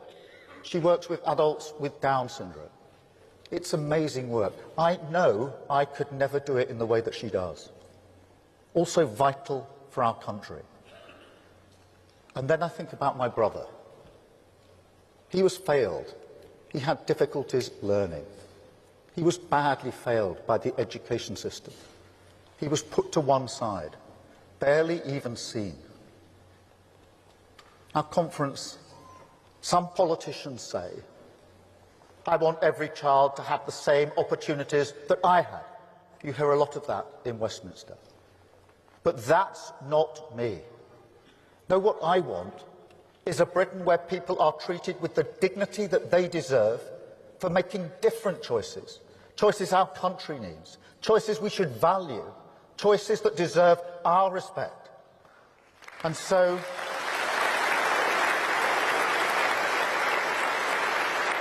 conference, while you will never hear me denigrate the aspiration to go to university, I don't think the way we currently measure success in education, that ambition to get 50% of kids to uni, I don't think that's right for our times. Because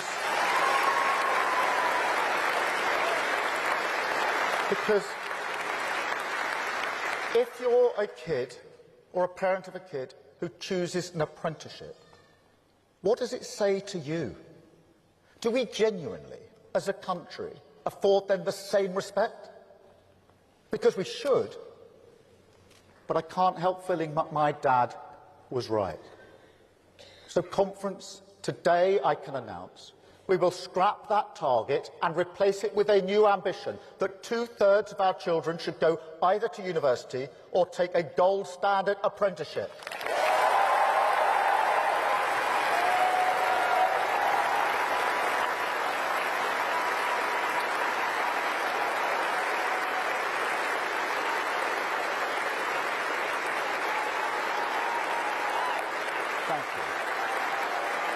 Thank you, conference. Thank you.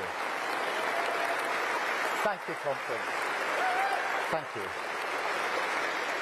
I can also announce that further education, so long as Cinderella service, ignored because politicians' kids don't go there, we will make it a defining cause of this Labour government, with higher standards in every college, the quality of teaching raised, more apprenticeships, more technical colleges, technical excellent colleges, qualifications linked to jobs, rooted in their communities. And as Rachel announced yesterday, a new guarantee, training, work support or an apprenticeship for every young person struggling to find work. That's young people back, the class ceiling smashed, the grafters finally included in our country's highest aspiration. That's national renewal. That's a Britain built for all.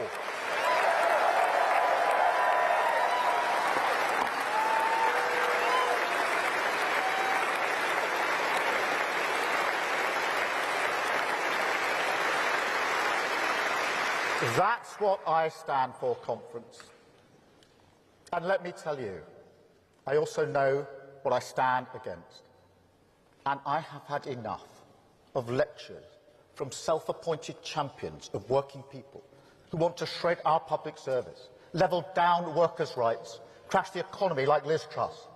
Politicians who lied to this country, unleashed chaos and walked away after Brexit, who equivocate of Putin in Ukraine, who even now go to America and grub around for money, talking this great country down. No. No more lectures from them. Because Labour is the party for working people. Labour is the party for national renewal. Labour is the patriotic party.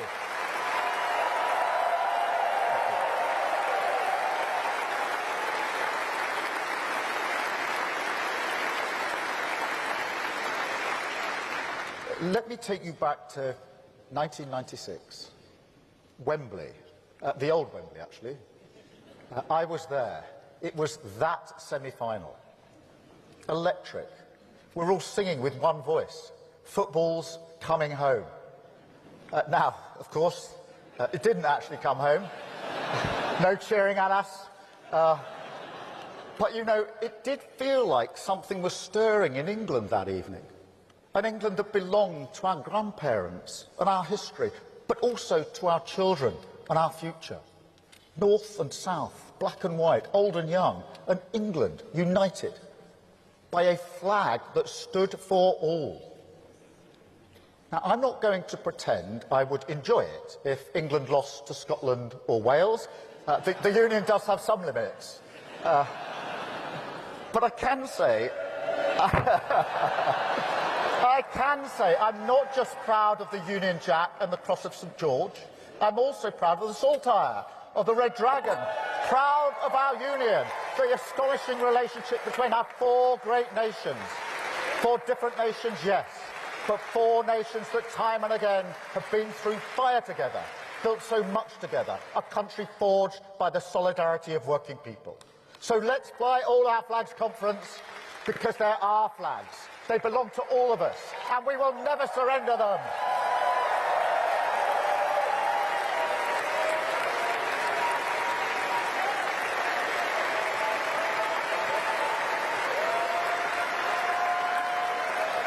Let us unite our country behind them. Because this is no time for dividers. This is the time for bringing the whole country together. That is how we will fight next year's elections as patriots of our great nations. That's who we are. That's who Eleanor is, who Anas is, what we stand for. A campaign to renew Wales, renew Scotland and renew Britain.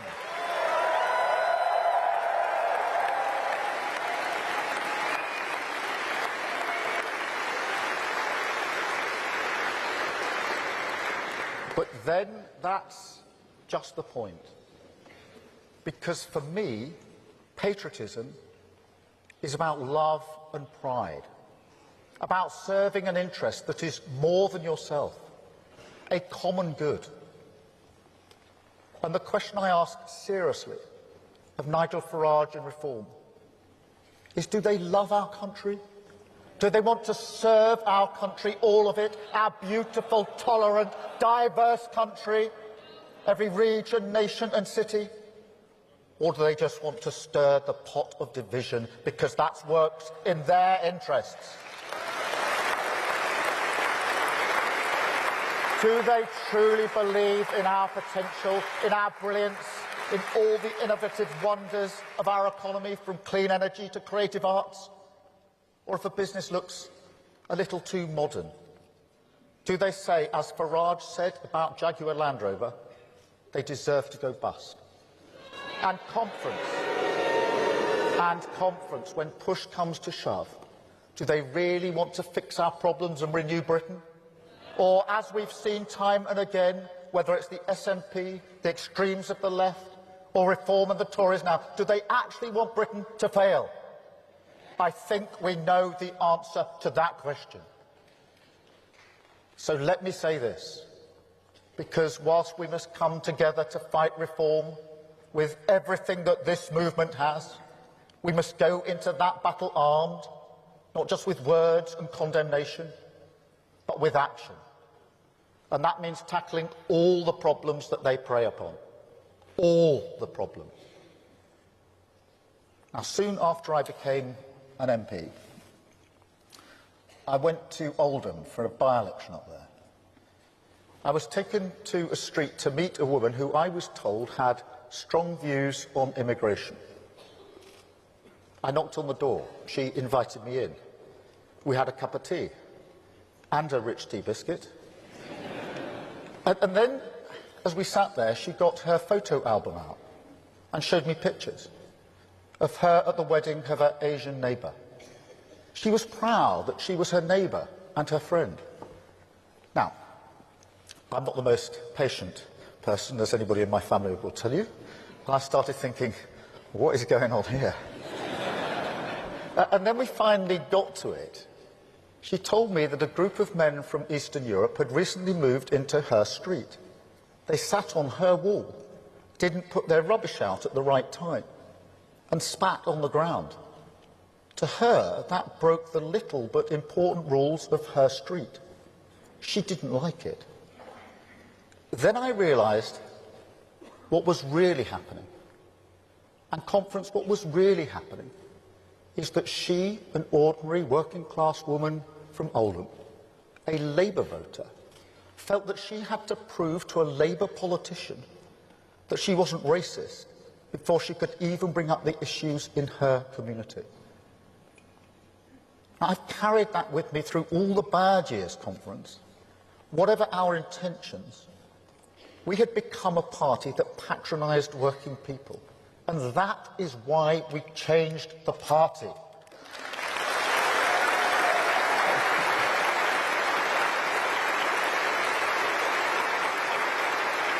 Yet, conference, there are still some people who can't listen in good faith on this issue, who say we can ignore the crisis and our asylum system so long as we get the economy moving.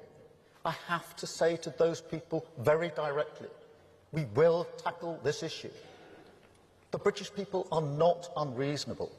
They're pragmatic, compassionate, tolerant. That's who we are. What people want from politics, that hasn't changed. They want more cash in their pockets, safer streets, opportunities for their children, and an NHS that's fit for the future. And yes, they want secure borders. And that is a reasonable demand. Now, we should always say plainly and with pride that asylum for people genuinely fleeing persecution is the mark of a decent, compassionate country. But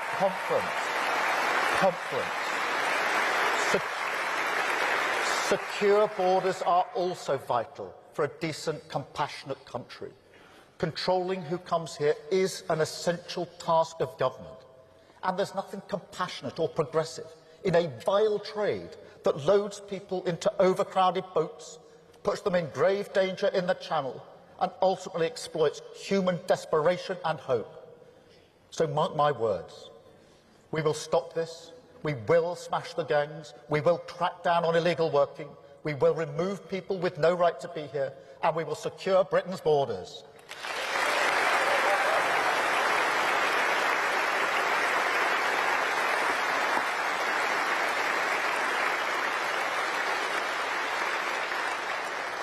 But there is a line, a moral line.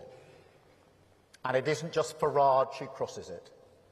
There are also people who should know better, sowing fear and discord across our country. And then when we call it out, they pretend that we're criticising reasonable concerns about immigration. We have seen that trick, conference. So let us spell it out once and for all. Controlling migration is a reasonable goal. But if you throw bricks and smash up private property, that's not legitimate. That is thuggery.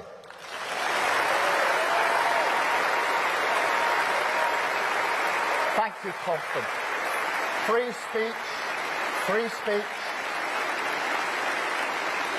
Free speech is a British value and we have guarded it for centuries.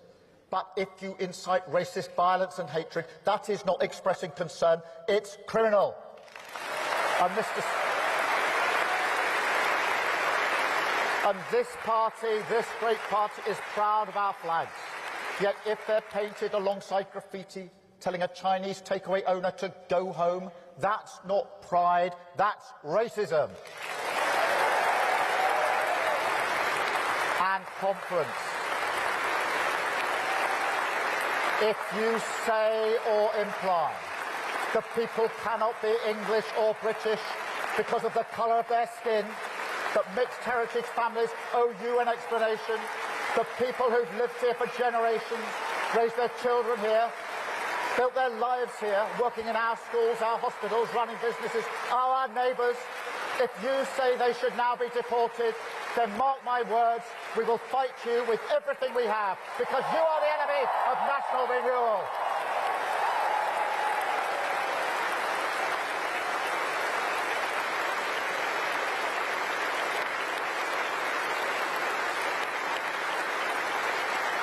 And it will be a fight conference. It doesn't get easier from here. And the tough decisions, they will keep on coming. Look, we inherited public finances where the Tories piled up mountains of debt with next to no boost in productivity to show for it. Unprecedented. And in a world as volatile as ours, that's dangerous. It demands firm and fair decisions to control our debt. Now, this is the responsibility of government. I don't complain about it. I expect to be judged on my ability to deal with it. But it does mean that national renewal takes time, that it requires patience as well as courage, a determination never to risk economic stability.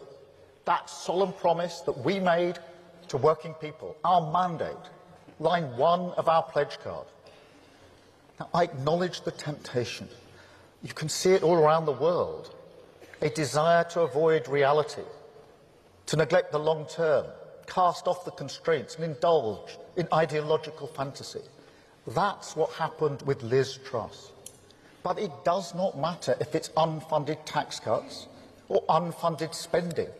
The result is the same. You lose control of the economy, and working people pay the price. And I will never let that happen again. I will never let that happen to working people with Labour. That is why we changed the party. Because a Labour Party that cannot control spending is a Labour Party that cannot govern in our times. Not with an ageing society, not with climate change, and not with the global cost of borrowing as it is now. And that is why the fiscal rules are non-negotiable. This isn't a game, it's not a tactic. Those rules protect working people, they protect our children's future. That's why our approach has always been more ambitious. National renewal isn't just moving money around, it's completely rewiring the state and the economy, unlocking the potential of everyone on these islands. On the economy, that's about understanding that proud working-class towns, they want to be backed by investment, of course they do. But they don't want to rely on handouts or help. They want more power and control, more wealth creation in their community. That's how they stand on their own feet as proud partners in this project of our nation. And on the state, it's about understanding the opportunity of public service reform. That if we show people the respect that they deserve, if we give people more agency over the state, see them as our partners, then together we can take control of our future. We can live in a Britain built for all. Take our NHS. I know how hard people work in our NHS. I see it in my family and I celebrate it at every opportunity. But the responsibility of this party is not just to celebrate the NHS, it is to make it better. And in decades to come, I want people to look back on this moment as the moment we renewed the NHS for a new world, just as we look back on that great Labour government after the war. Because, conference, a new world is coming. Artificial intelligence is transforming healthcare. I've seen it for myself. I've spoken to patients alive because of it. Stroke patients, where the precise location of a blood clot is identified in milliseconds. Disease is changing too, and with an older society, more people who have long-term conditions, we need to put patients in control of their health, shift care closer to their lives, and put technology in their hands at their service. And that's what we're doing right across our NHS. But we have to keep up the pace. I've been there before, I know what it's like. If you stand still on public service reform, you do end up going backwards. So today, conference, we move forward. Every day the NHS delivers countless appointments. And for the vast majority, a face-to-face consultation is right, and we will never take that away from those who want it. But think about a single mum juggling kids and work, trying to find time to speak to a specialist. Or someone in their later years, living in a rural community, miles from a hospital, who needs a check-up for a suspected eye condition. Why not have a doctor see you at home, in your living room, on an iPad, talking to you? No queues, no 3-hour bus trip, no cancellation letters arriving after the appointment date. Wouldn't that be good conference? And not just the conference, the better care. Think about it. That person with the eye condition, she could access the top specialist in the country even if she lived miles away. Care no longer tied to doctors in your local area, which means you can see someone more quickly at a time that suits you.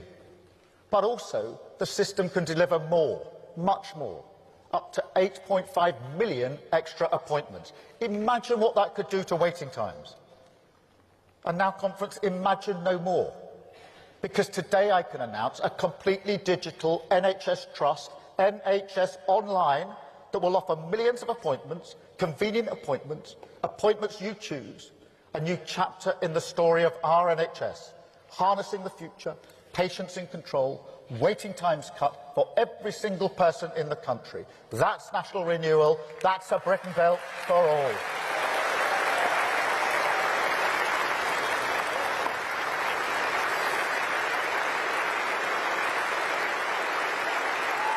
Conference.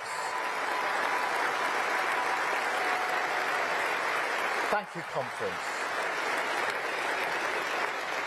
That's why I just do not accept that Britain is broken. There are so many opportunities to make a difference. The energy of the future, we're backing it. Carbon capture here in Merseyside, the Celtic Freeport in South Wales, offshore wind turbines made and built in Humberside, brilliant scientists in the heart of Middle England developing nuclear fusion. Is that broken Britain, conference? Look at the investment. Tech companies queuing up to back this country, saying that we are indispensable for the AI future. Now, those companies can invest anywhere in the world, but they're choosing us. They're choosing Hartlepool, Warrington, Belfast, East Midlands. Is that broken Britain, conference? Those 3 trade deals we've struck with India, with the US, with our fellow Europeans, a signal to the world that Britain is back, that stability has returned. Is that broken Britain, conference? Or our ironclad and never-wavering support for the brave people of Ukraine, the yellow and blue flag flying on churches and village halls, the length and breadth of the country. Is that broken Britain, conference?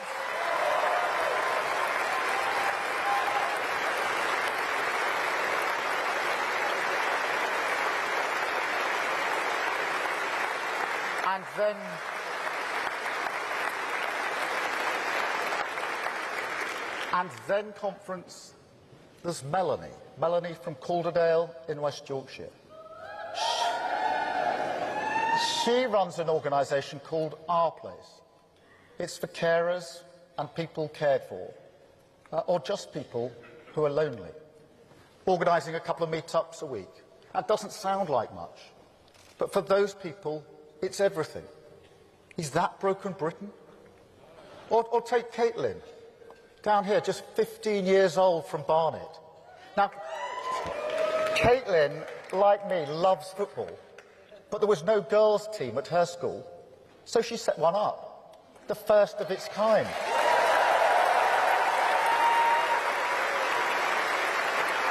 And now, conference, she plays for Camden Town Women, and that's nearly as good as Arsenal.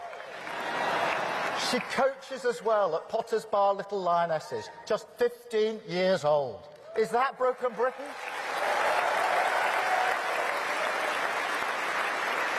What about George here, who delivers food parcels in Telford with a smile? Debbie, who recycles school uniforms for hard-up parents in Halifax? Isaac, who scrubbed off that racist graffiti in York? The people who picked up the bricks and rubble in Southport? Alex, who raised money to rebuild the library in this city that was burnt down by thugs last year? Is that broken Britain, conference?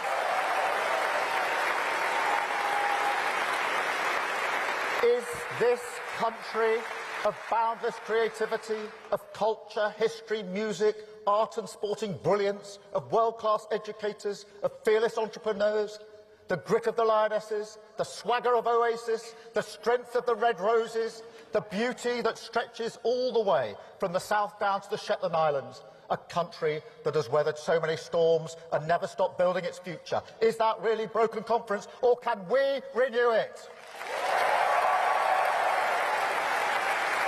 Because conference.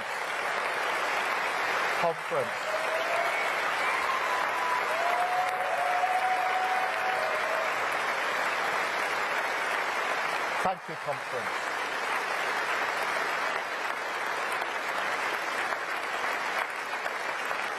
Because I'll tell you this, mere politics cannot break Britain, conference. It's not in its gift. And while you may not see them on social media, people like this, they are the real face of Britain. Painting a fence, running the raffle, cutting the half-time orange, or even that gentle knock on the door that checks that your neighbour is all right. That's real Britain, conference. Millions of people, miles away from Westminster, giving up their time, taking responsibility, making their community better. And so, conference, we will renew Britain with them. Because I've always said that people with skin in the game make the best decisions for their community. And so the money we invest in renewal, whether it's for youth clubs, peers, parks or chippies, we will give control, not to politicians, but to people, to those champions of national renewal.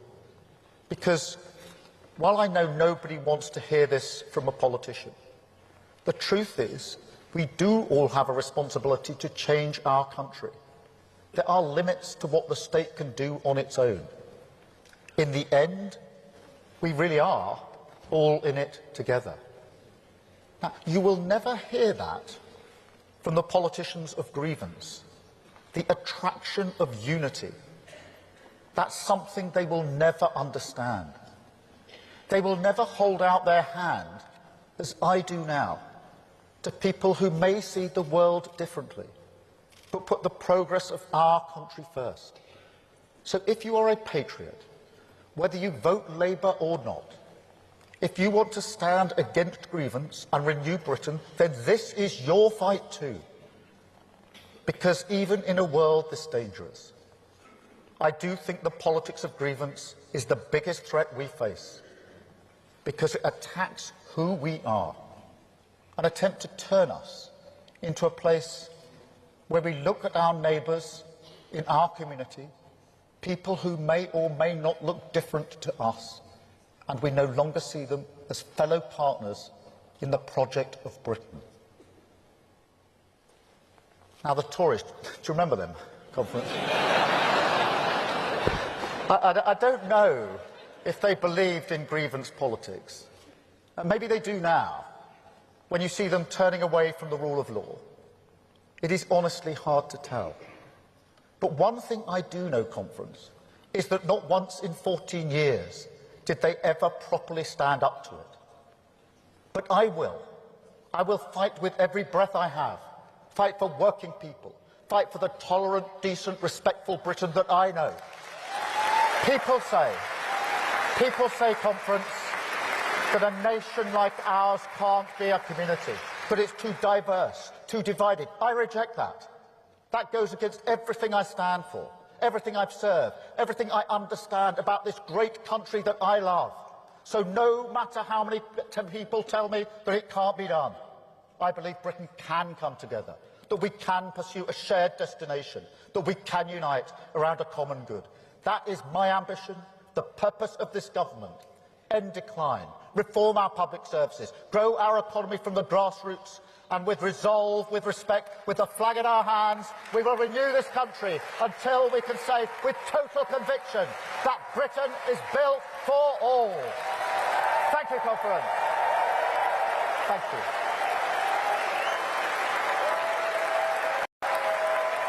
Thank you. Thank you, conference. Fly those flags. Thank you. Thank you. There it is. He spoke for just shy of 1 hour. Thank you, conference. Thank you, conference. And thank you, conference. Keir Starmer's keynote speech to the party conference in Liverpool. What were you making of that? We'll come to the salient headlines that have arrived as a result of that fairly extensive speech on a whole variety of issues, but it was all mostly about national renewal. National renewal was key to everything there. Let's speak with Paul Embry, trade unionist, author of Despise Why the Modern Left Loathes the Working Class. Always good to have you on, Paul. I know you caught most of that speech. Your first assessment, if you could. Good afternoon. Good afternoon, Ian. Good to be with you. I should say you can't actually move for union flags in the conference centre in Liverpool at the moment, and St George's flags, there's thousands. If you're a Liverpool flag manufacturer, trust me, you can retire tomorrow. Yeah. You've obviously made a lot of money. I'm sure that was just a sheer accident that so many flags appeared at this time in our current epoch. Without any doubt at all. I've heard lots of leaders' speeches in party conferences, not just Labour, but obviously other leaders as well. And the reality is that electorally, they don't matter a jot. Yeah. Very few of them actually have a lasting impact on the polls or on public perception of the leader. I think the only one that I can really remember making a real impact was Neil Kinnock when he took on the militant tendency in '85 in that barnstorming speech in Bournemouth, I think it was. It's an absolute beauty, wasn't it? There were people walking out of it, the Eric Heffers of this world and the like, very unhappy. And the Derek Hattons shouting criticism and so on. But that was a boil that needed lancing, and the public realised that, and Keynote was right to do it. I think this speech was okay. I think it was pretty much what we expected. I like the commitment to abandon the 50% of young people going to university. I think that was a dreadful policy that was brought in by Tony Blair. I think it has resulted in the demeaning in the eyes of many of our upper echelons of manual work, of manual labour, of apprenticeships, and resulted actually in ultimately a reliance on imported labour because we were so intent on getting young kids through university. So I think it was okay. But look, Labour has got to do three things if it is to stand any chance of winning the next election. It's got to get growth in the economy. If it doesn't do that and do that fairly soon, then frankly, it could kiss goodbye to any chance of winning again. It has got to get the small boats crisis resolved quickly and get immigration numbers down, and it's got to reduce NHS waiting lists. Unless it does all of those three things in short order, then frankly, everything that's going on today, all of the whoops and the cheers and the applause, will end up meaning nothing, frankly. There was, to me, Paul, a sense, and I suppose this is about the kind of changing era we live in. I think the appetite for how we want to see our politicians has changed, the kind of speeches we want to hear them give. There is very much, we've got used to senior politicians of all parties sort of reading from pre-prepared press releases written by a spad and, with little phrases and catchy slogans in there. I sense there was still a bit of that national renewal, smash the gangs, secure the borders. We want detail, don't we? I know you can't go into every detail at a party conference, but there was that sort of platitude crime taking place, it seems. Yeah, and we want delivery. That's the key thing. Yeah. We want delivery because I think the reality is, Ian, that many people out there in the country feel that we are an undeveloping country. I mean, yes, Labour was elected last year on a landslide, but it was a loveless landslide. People were so angry with the Tories that, frankly, they would have voted for any alternative. So it's not as if Labour was kind of sent to Downing Street and into Westminster to form a government with a barrel load of kind of love and affection behind them. So they always had to do things quickly. And the problem is, we've been in power now for 15 months or whatever it is, and people are not seeing the delivery. They're not seeing the delivery in terms of immigration, in terms of the small boats, in terms of growth. Without growth in the economy, the reality is people are going to feel that their living standards have crashed over recent years, that their disposable income has gone down, that they've had to deal with two financial crises, the global financial crisis in 2008, the cost of living crisis more recently. You need to get money into people's pockets. You need to make them feel that, their living standards have improved. And you need to make sure that you're delivering on all of the things that are important for the people in this country in terms of the NHS, in terms of ending the housing crisis, in terms of ending the small boats crisis. Delivery is the key thing. Without any of that, then everything that's been said at the rostrum today and elsewhere will just turn to dust. 100%. There was about maybe 2 references to the Conservatives, which is interesting considering they are the official opposition, but 3,500 references to Reform and Nigel Farage. I mean, are the Labour Party kind of playing this a bit too hard now? I mean, that sense that, you know, many people might look at this and say, hang on a second, you're sounding more scared and bothered than you are anything else on this. One bit of advice to Starmer might well have been, don't even mention Nigel Farage. But he kind of went there, as Wes Streeting did, as Shabana Mahmood did yesterday, as Rachel Reeves did as well. Farage is living rent-free in these people's heads right now, Paul, and I think the only beneficiary of all of this is Nigel Farage. Well, I think, though, Ian, the truth is that reality has hit home to many people around here. You know, I think many of them would... It goes against all of their instincts to keep banging on about Nigel Farage. They would like to pretend the guy doesn't exist. But the reality is that Reform has parked its tanks on Labour's lawn. You know, Reform came second in 98 seats in the last general election, 89 of which were won by Labour and 60 of which were in the north of England.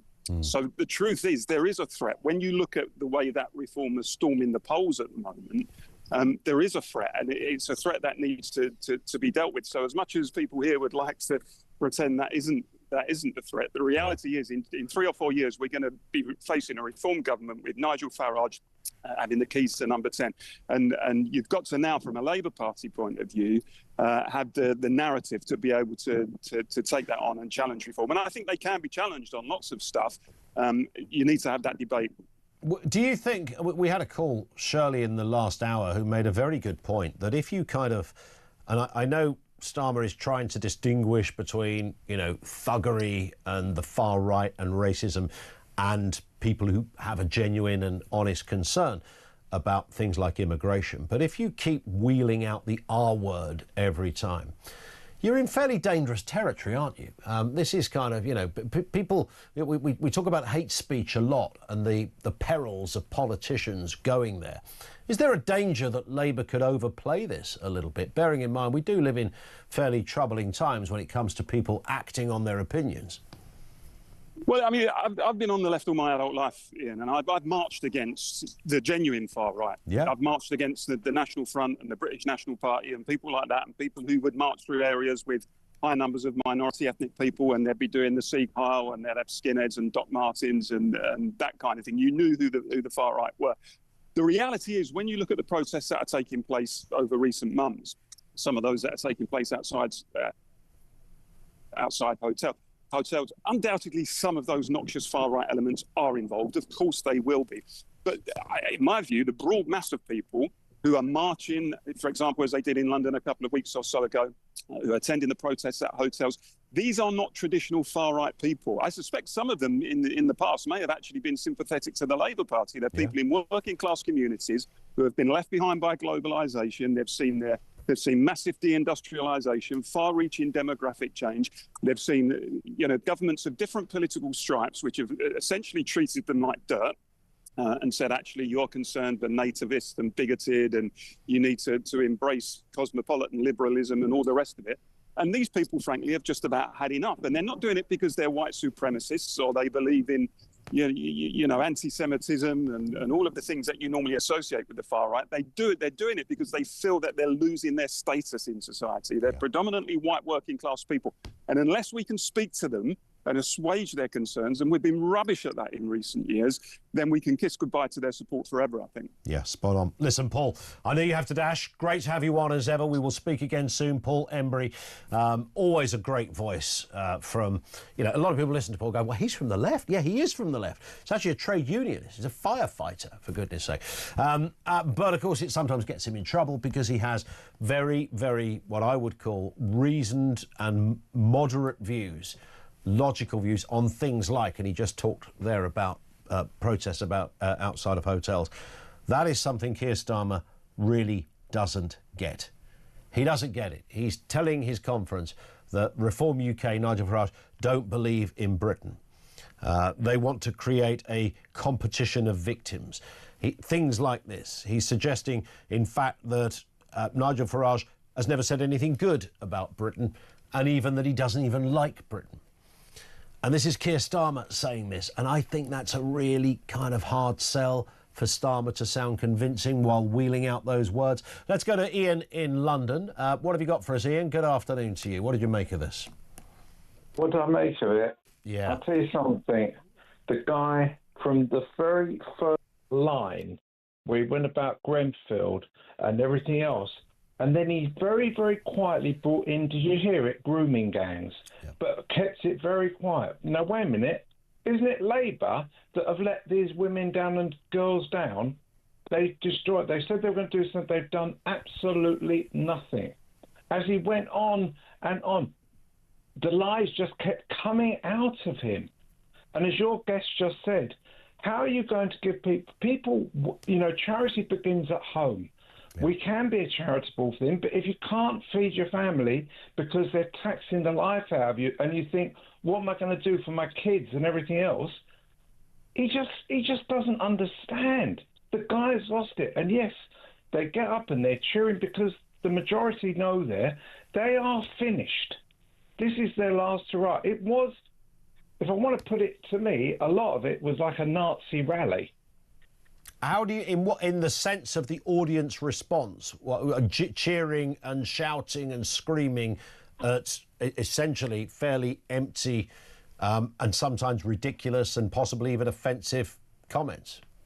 Yes, because all he kept doing, as you said, he's going on and on about Farage.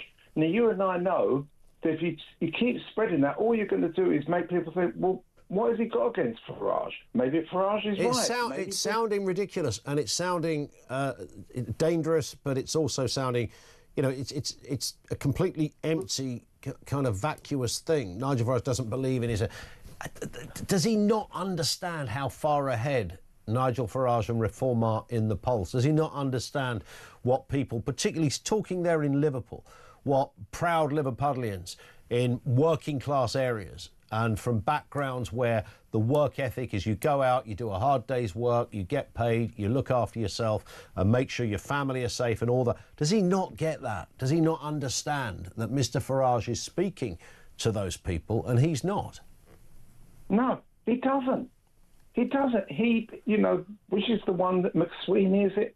Yeah, Morgan McSweeney. Morgan McSweeney. He's going to say, don't worry, Keir, don't worry. You know, it's like back in Spitting Image, you know, like little David Steele and the other one, like Owen. patting his sort of David Owen, patting his thing, don't worry, darling, it'll get right, it'll be fine, it'll be fine. It'll be fine on the night, but it just carries on and on and on. He hasn't worked out that politics has changed. I think that's the problem. And it's just, and he goes, there's no sort of mention. He came away, yes, all right, that the Home Secretary went about Palestine and all that stuff. He was very clever. He didn't mention that. Yeah. But he went about Ukraine.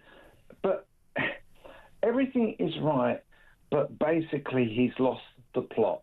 He really has lost the plot, and I think the Labour Party, as most of them, the MPs, the normal everyday MP, must very thinks, I'm out of here. Yeah, well, we've got another 4 years of this, of course. Even if you replace Starmer, we've still got a Labour government. I'll tell you something. If they replace him, God knows what happened. Because quite simply, there'll be a massive split, and that'll be the end of it. That'll be two parties gone in a matter of months or years, to be generous. Truthfully, and this will be my last bit because I know you're busy, right? I've been saying to friends for ages, the two parties that we've had here are finished, the pair of them. It will become as it used to be. I think you said it a couple of weeks ago about Italy. Used to be the one that used to think, oh, it's a new week. It must be a new government in Italy. 100%. And that will be the same thing here. Yeah.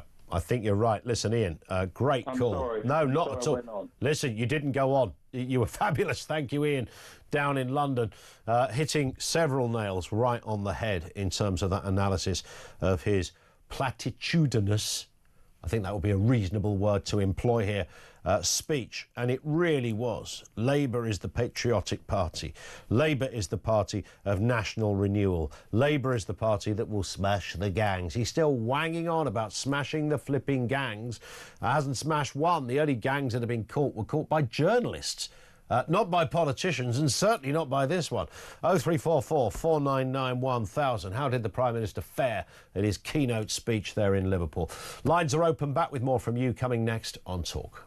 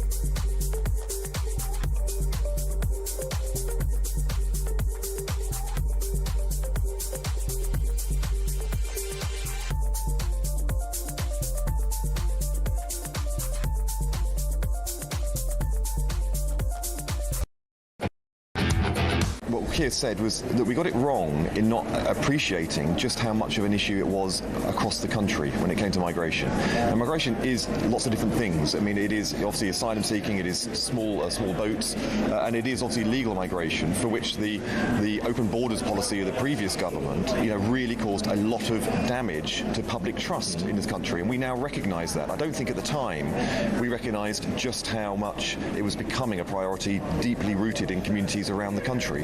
We do. We're now acting on it.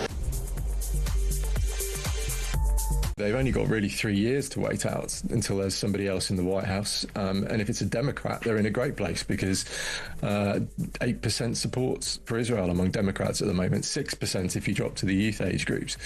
And there's every chance that they could then leverage that at the UN Security Council and across the UK, on DAB+, on your smart speaker, on your smart TV, and on your side.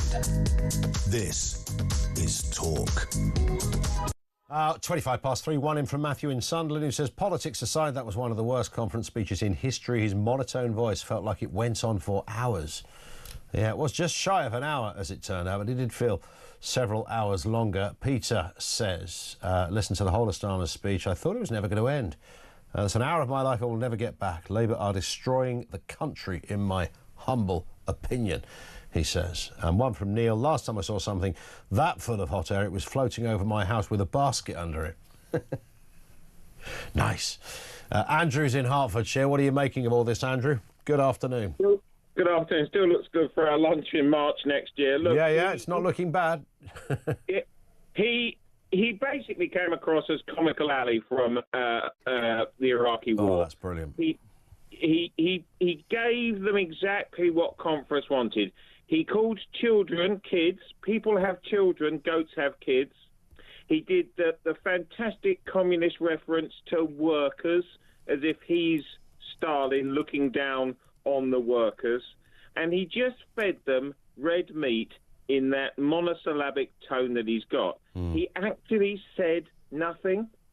The high point is the universities are about to be gouged, because by taking away that 50%, that means that 2/3, i.e. nearly 70%, 20% of places are going to go. So that's actually funding, so they're making room for money there. But he said nothing, and the thing that's so sad is that his attacks on Nigel Farage and his low point is when he defends the Union Jack. The Labour Party have got to be at a low place when they're turning to the Union Jack and to the flag of St George. He couldn't be more against the wall. He's done. It's interesting, isn't it? When you know, the whole thing about somebody protesting too much, there was quite a lot of that in there, really. He had to keep saying, you know, we're the patriotic party, we're the party of, you know, what was that bloody phrase, the national renewal. I mean, what does that mean? National renewal is 2025. We should be in the, you know, in the height of our excellence and our abilities. But here we are talking about national renewal. Yeah, he actually, he doesn't stand for anything. You've done this before. No part of the party stands with him because he doesn't stand for anything, and that is a speech about nothing. But the people that really came out of it really badly were and we apologise to the Jewish community and Jewish people within this country. He said nothing about them and the abuse that they've had. Genuinely, you know, he would, and then, you know, he once again dragged his father and his mother into it. And you and Mike have really hit on that. But remember, people like him in the 80s, they were hiding chunks of money in agricultural land because there was no tax on it. Remember the trees and the pine trees and the forest in Scotland? And all of that, yeah. I don't know whether Starmer did, to be fair, just so we don't lie. But I know what you're saying. It's interesting to hear. Again, it's that same thing, Andrew, not lost on you either, but this constant... Is it a fear of Nigel Farage? Does he really believe he has to say the man's name that amount of times to get this point across? What's going on there? What's up with him? It's like a Tourette's thing. It's like Farage Tourette's. Yeah, but unfortunately, it doesn't matter how many times I tell myself I'm slim. When I stand on the scales, I'm still 2 stone overweight. It doesn't matter how many times he tells the public that Farage is Satan and it's the end of the world. Farage is hope. Farage is hope for everybody, and that's what Starmer hasn't got. He's been in charge for a year. The economy is in the floor. We actually are staring down some of the biggest tax rises you've ever seen in your life. He can't get growth. He will not get growth, and the local elections are coming, and I have to tell you, Wales and Scotland, they're going to go reform because it's hope. Well, I tell you what, I don't know about Scotland. I would disagree on that, Andrew, but Wales looks at the moment like a shoo-in, and then we've got the local elections as well. Andrew, I step in there. We might be hearing from Nigel Farage at some point fairly soon as well. That's Andrew in Hertfordshire. Another great call. More to come. 0344 499 1000. It's 3:30. This is Talk.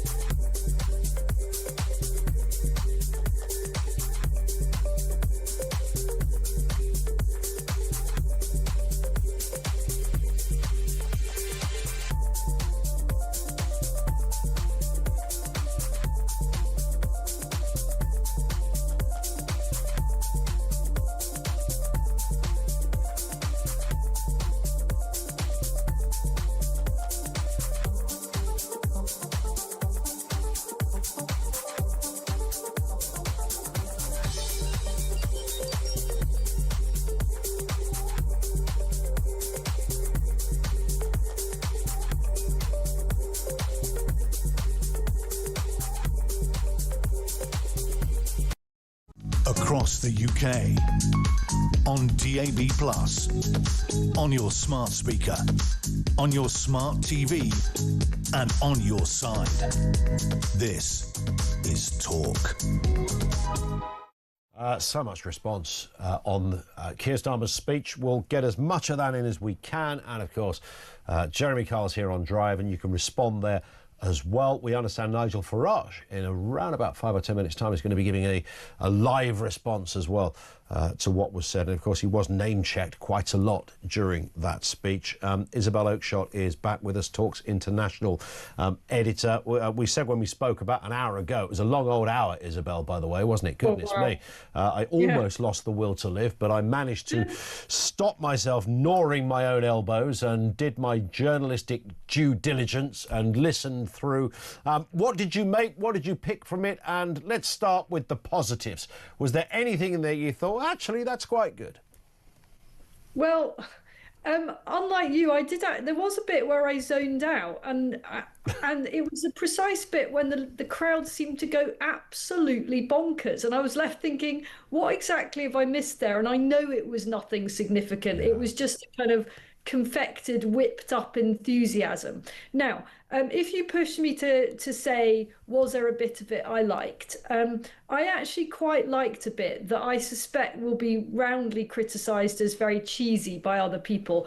I quite liked his little human stories of the girl that's training up other young female footballers, the people that scrubbed graffiti off this and did that. I quite like those little human stories because they do elevate a very long, dry, kind of ideological rant. So I would say that. And I know what he was trying to do there on the positive side of things. He was seeking to characterise the Labour Party as the party of positivity and belief in Britain. And in case we didn't get that message from the start, did you see them all with the little Union Jacks and little England flags? I mean, the memo really did go out, didn't it? I mean, I did find that quite embarrassing. That is so performative. We know how uncomfortable they are with the British flag, and it was so unconvincing. But there were moments in the speech towards the end where it was sort of okay. And I'm not singling him out for particular conference speech criticism, because almost all party conference speeches by all party leaders are pretty dreary. We're all forced to go through this annual ritual of listening to them for an hour say stuff that a few days later at best none of us can remember. So, it was very much in that vein, wasn't it? And I think what will be much covered by tomorrow's papers will be just how focused he was on Nigel Farage. And it is classic Nigel Farage that he's not losing this opportunity to try to steal the agenda. Within moments of Keir Starmer closing that conference speech, we understand that the Reform Party leader is about to address the nation. I mean, this is his genius, isn't it? 100%. Let's have a reminder then, Isabel, on that very point. You mentioned Nigel Farage and what appears to be a bit of an obsession with him, not just the Labour Party but others as well. Let's have a listen to what Starmer said on Nigel Farage's lack of belief in Britain. Here it is. We can all see these snake oil merchants on the right, on the left, but be in no doubt conference, none of them have any interest in national renewal, because decline is good for their business. I mean, think about it. When was the last time that you heard Nigel Farage say anything positive about Britain's future? He can't. He doesn't like Britain. Doesn't believe in Britain, wants you to doubt it just as much as he does. Just a point on that, Isabel, before I ask you to respond on the specifics. He talked about snake oil merchants on the left and the right. Who might he be referring to on the left? slight at so-called fruit and nut, Zara Sultana and Well, Jeremy. that was my only thought, that it could be that. Yeah, but I sort of felt that he just chucked in that the left thing just so that people wouldn't be able to write that he was going on and on about 100%. far right. 100%. You know, I think that's really the only reason that he did it. But the broad brush of what he said was that Nigel Farage doesn't like Britain, doesn't even believe in Britain. I mean, this is, you know, I did recoil at that because there's one bit of it that is true. Nigel Farage does not like Britain as it is now. Yeah. And neither do the millions of people that support him. They are unhappy with the Britain that we currently live in. That doesn't mean, it's a hell of a leap to go from you're being unhappy with the Britain that we have now and wanting to change it to fundamentally not being patriotic. And, you know, if Keir Starmer mattered a bit more, one might be offended by that. But the man is so irrelevant, so dismal, and sounded so like the worst church preacher you ever got subjected to when you were a child and you were made to sit in the pews for hours on end, that I don't even think he's worth the energy of being offended.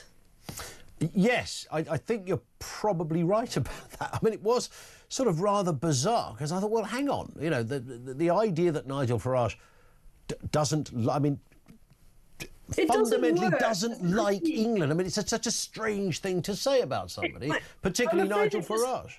It doesn't work as a critique. If Nigel Farage didn't like England, if he didn't think that England could have better days... Good afternoon. Well, the Labour Party conference is over. The second party conference of our governing... We seem to have got interjected there. I didn't know that was happening, Isabel. That sounds very much to me like Nigel Farage. Let's have a listen to what he's saying. We may get the pictures. We've certainly got the audio. The Labour Party conference is over. The second party conference of our governing extraordinary Labour Party. I've party that won the general election with a massive majority. But have I seen one name just 14 months in very deep... We do seem to have two strands of audio playing simultaneously there. We will address that. It is at the moment... I think we've got it back down to one. Let's have a listen to what Nigel Farage is saying. The remarkable thing is, it's somebody that isn't even a member of the Labour Party. Yes, it's me, Nigel Farage, and I thought the Mac cartoon on the front of today's Telegraph summed the whole thing up rather beautifully. The sketch was two delegates leaving the Labour Party conference, one saying to the other, next year we're going to the Reform conference because they don't talk about Nigel Farage all the time. It has been obsessive. Whether it's the Home Secretary, whether it's the Health Secretary, it is a constant attack on me and what I stand for and what we as Reform UK, a party that has led the opinion polls now for over 100 polls. It's an attack on everything that we stand for and believe in. What I've learnt this week is that the government are incapable of beating us on our arguments. And as a result, the Prime Minister has decided to descend into the gutter and all of his cabinet with him. Let us be clear. Reform. Good afternoon. Well, the Labour Party conference is over. The second party conference of our governing Labour Party 400 won across the general election with a today. Reform want the benefit system to be for UK citizens, for British citizens only, not for foreign-born nationals. Reform want foreign criminals removed from our country ASAP. Labour says these policies are racist and immoral, and by implication, Reform supporters, Reform voters, Reform sympathisers are racist too. Yes, if you think we should control our borders, you are, by the definition of the Prime Minister and his cabinet, all racists. Now, I don't normally worry about abuse being thrown at me. I've got kind of used to it over the course of the last few years. But to accuse countless millions of being racist is a very, very low blow. Why? Well, this language will incite and encourage the radical left. I'm thinking of Antifa and other organisations like that. It directly threatens the safety of our elected officials and our campaigners. And frankly, in the wake of the Charlie Kirk murder, I think this is an absolute disgrace. I used to think the Prime Minister was a decent man, somebody that I could talk to and chat to. We might disagree on worldview, but I thought he was a profoundly decent human being. I am completely shocked at his behaviour.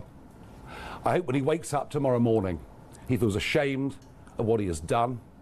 This is a desperate last throw of the dice from a Prime Minister who's in deep trouble, a Prime Minister who can't even command the support of half of his own party. But I'm sorry to say, I now believe that he is unfit to be the Prime Minister of our country. His bizarre attempt this afternoon to invert patriotism and the love of flag was quite extraordinary. This is still the Labour Party of Gordon Brown. Remember that bigoted woman who talks about mass immigration? It's still the Labour Party of Emily Thornberry, who thought the Cross of St George on a van in Rochester was something truly awful. It's a Labour Party that could never accept any sense of English identity, even if it was more tolerant of Scottish or Irish or Welsh identity.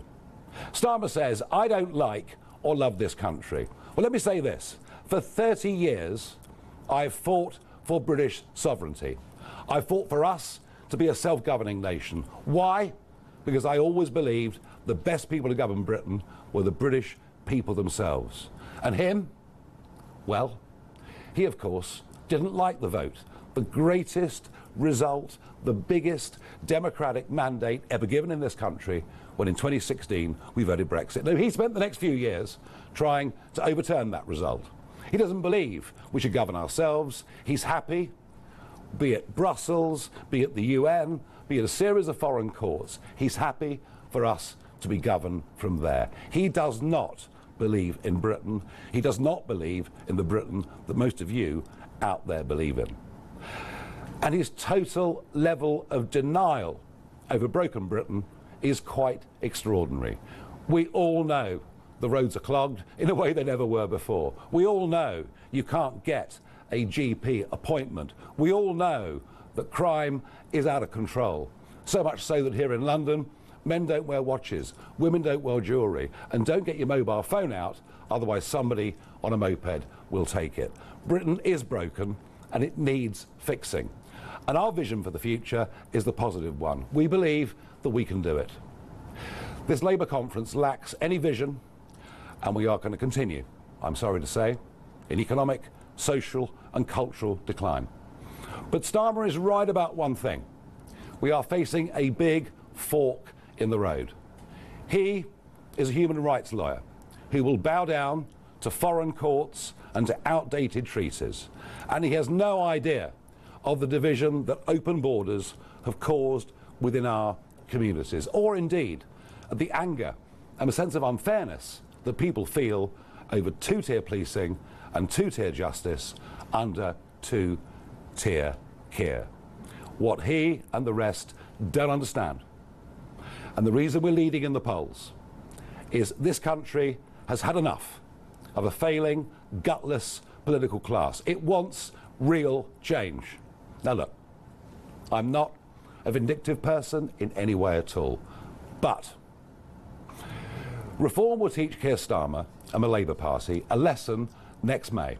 Next May are our equivalent of the midterms, when the whole of Wales, Scotland, London and many other parts of the country will go out to vote on the first Thursday in May.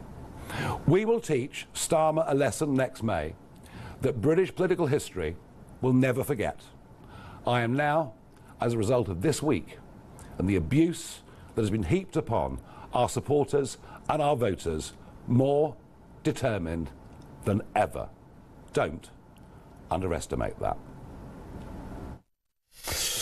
Nigel Farage, in a just kind of unprecedented, Isabel Oakeshott is still with us. Isabel, to have another party leader make a direct response to a previous party leader's election speech, and there it was, in fine Farage fashion, as it were, wow. Responding. What did you make of that? I mean, absolute wow. So, you know, let me say first that obviously it's no secret that I'm a Reform supporter. I'm not a member of the party, but I am affiliated to Reform. But let me say, as a political journalist, as somebody that has observed these party conferences and the keynote speeches for 20 years, I have never known an opposition politician, not a leader of the opposition, still less the leader of a party that only in theory has 5 MPs, do that in the wake of a keynote speech by the government. That was quite extraordinary. Make no mistake, Nigel Farage just totally torpedoed Keir Starmer's speech. He's rained on his parade, whatever other analogies you might like to use. And I mean, my goodness, he wasn't holding back. He basically just stood up and accused Keir Starmer of risking not only his life, but the lives of reform activists and even reform supporters with this unjustified smear of racism. He invoked Charlie Kirk. That is pretty strong stuff. It will absolutely infuriate Downing Street. And he issued the starkest of warnings. It's very, very classic Farage. Do not underestimate me. And bear in mind, by the way, that he's just given this speech within moments of Starmer finishing his. It cannot have been scripted. Nigel Farage does not need a script. There are no other politicians, really, that are as capable as he is of standing up with a British flag behind him and delivering a piece of polemic like that. Quite remarkable. It was quite remarkable. And interestingly, in our first hour on the programme, Isabel, you know how switched on many of our callers are. We took a call from Shirley in the Cotswolds, who made precisely this point. Prior to the Prime Minister's speech, she said, this is getting dangerous. This is the kind of language that gets people hurt. And of course, this is the party that talk about hate speech. They talk about being across it. They talk about being the kind of kind and caring party, etc., where the others are all evil and venal and horrible and nasty and racist. We're the good guys, etc. And here they are wheeling out speech after speech. Rachel Reeves, we can count them. Rachel Reeves, Wes Streeting, Shabana Mahmood, yesterday at a Fringe meeting. All the same words. This is racist. They are racist. These words are hateful. They're immoral, etc. You say that enough times and some deranged character out there wants to act on it. Notwithstanding my support of free speech, even if it's ugly, there is a line where you have to say, this is getting a little bit dangerous now. It's been dangerous for a while, Ian, and let me tell you, I know how much fear Nigel Farage lives with every day. He really can't do very much. You know, he has to be surrounded by security everywhere he goes. He does not have the remotest resemblance of a normal life. But he continues, and this is why it is so personally insulting to him to hear the Prime Minister stand up and declare that he doesn't like Britain, that Nigel Farage is a false patriot, that Nigel Farage basically has no positive vision for our country. That is incredibly personally insulting to somebody who feels and has very, very credible reason to believe that they are risking their life for the sake of this country and has quite demonstrably given up a quarter of a century or more to fighting for causes to better this country. It'd be the easiest thing in the world for Nigel Farage to float off to America. Yep. And, you know, he very tempted to do that. We know he was. He very, very nearly did that as the snap general election was called last year. But instead, he has chosen to keep on doing this. And evidently, things are about to get even uglier. And just a final word, you touched on it there, Isabel, from the kind of press journalistic play out side of all of this. You said number 10 won't be happy. He's kind of torpedoed Starmer's speech here. Yes, of course, the speech will still lead the news headlines, but it's somewhat diluted it, bearing in mind that not only was the response from Nigel unprecedented. I've never, ever seen that in all the years of covering this stuff. Never seen an opposition leader respond directly, but his reasons for responding it were very serious, very urgent and profound. This is a game changer. It's going to change the way this is reported tomorrow.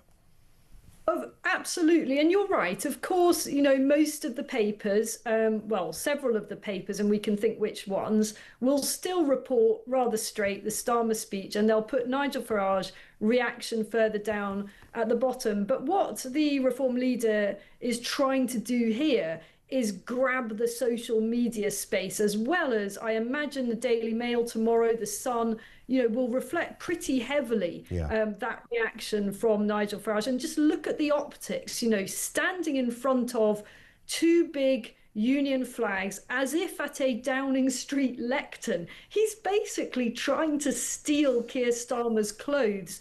And the worrying thing for our embattled Prime Minister is that Nigel Farage sounds rather more comfortable in the job.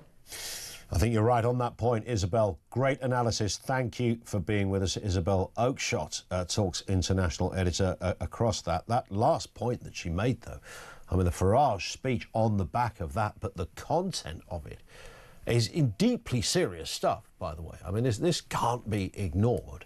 And I'm going to name-check Shirley again, who really alerted me to, whilst we kind of spotted it, it's a bit over the top, this "you're a bunch of racist" stuff. It's almost back in the day they used to do that. But Shirley brilliantly pointed out the sheer heady levels of seriousness and the potential implications of running around the place just casually calling your opponents, and therefore by definition their supporters, a load of racists. That's not just a jibe, it's not just an insult. It potentially, in the current climate, carries a lot more weight. Back with more from you coming next. This is Talk.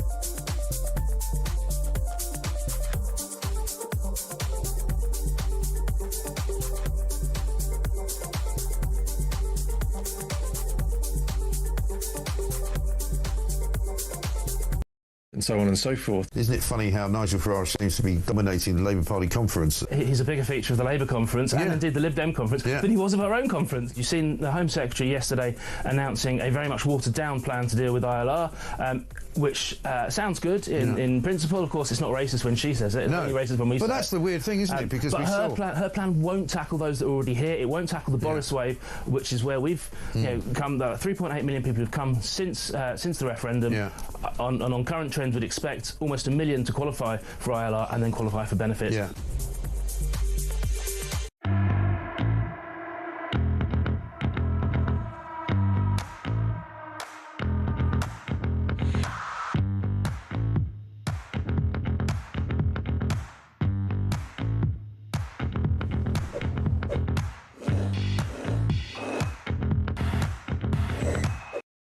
Across the UK, on DAB+, on your smart speaker, on your smart TV, and on your side.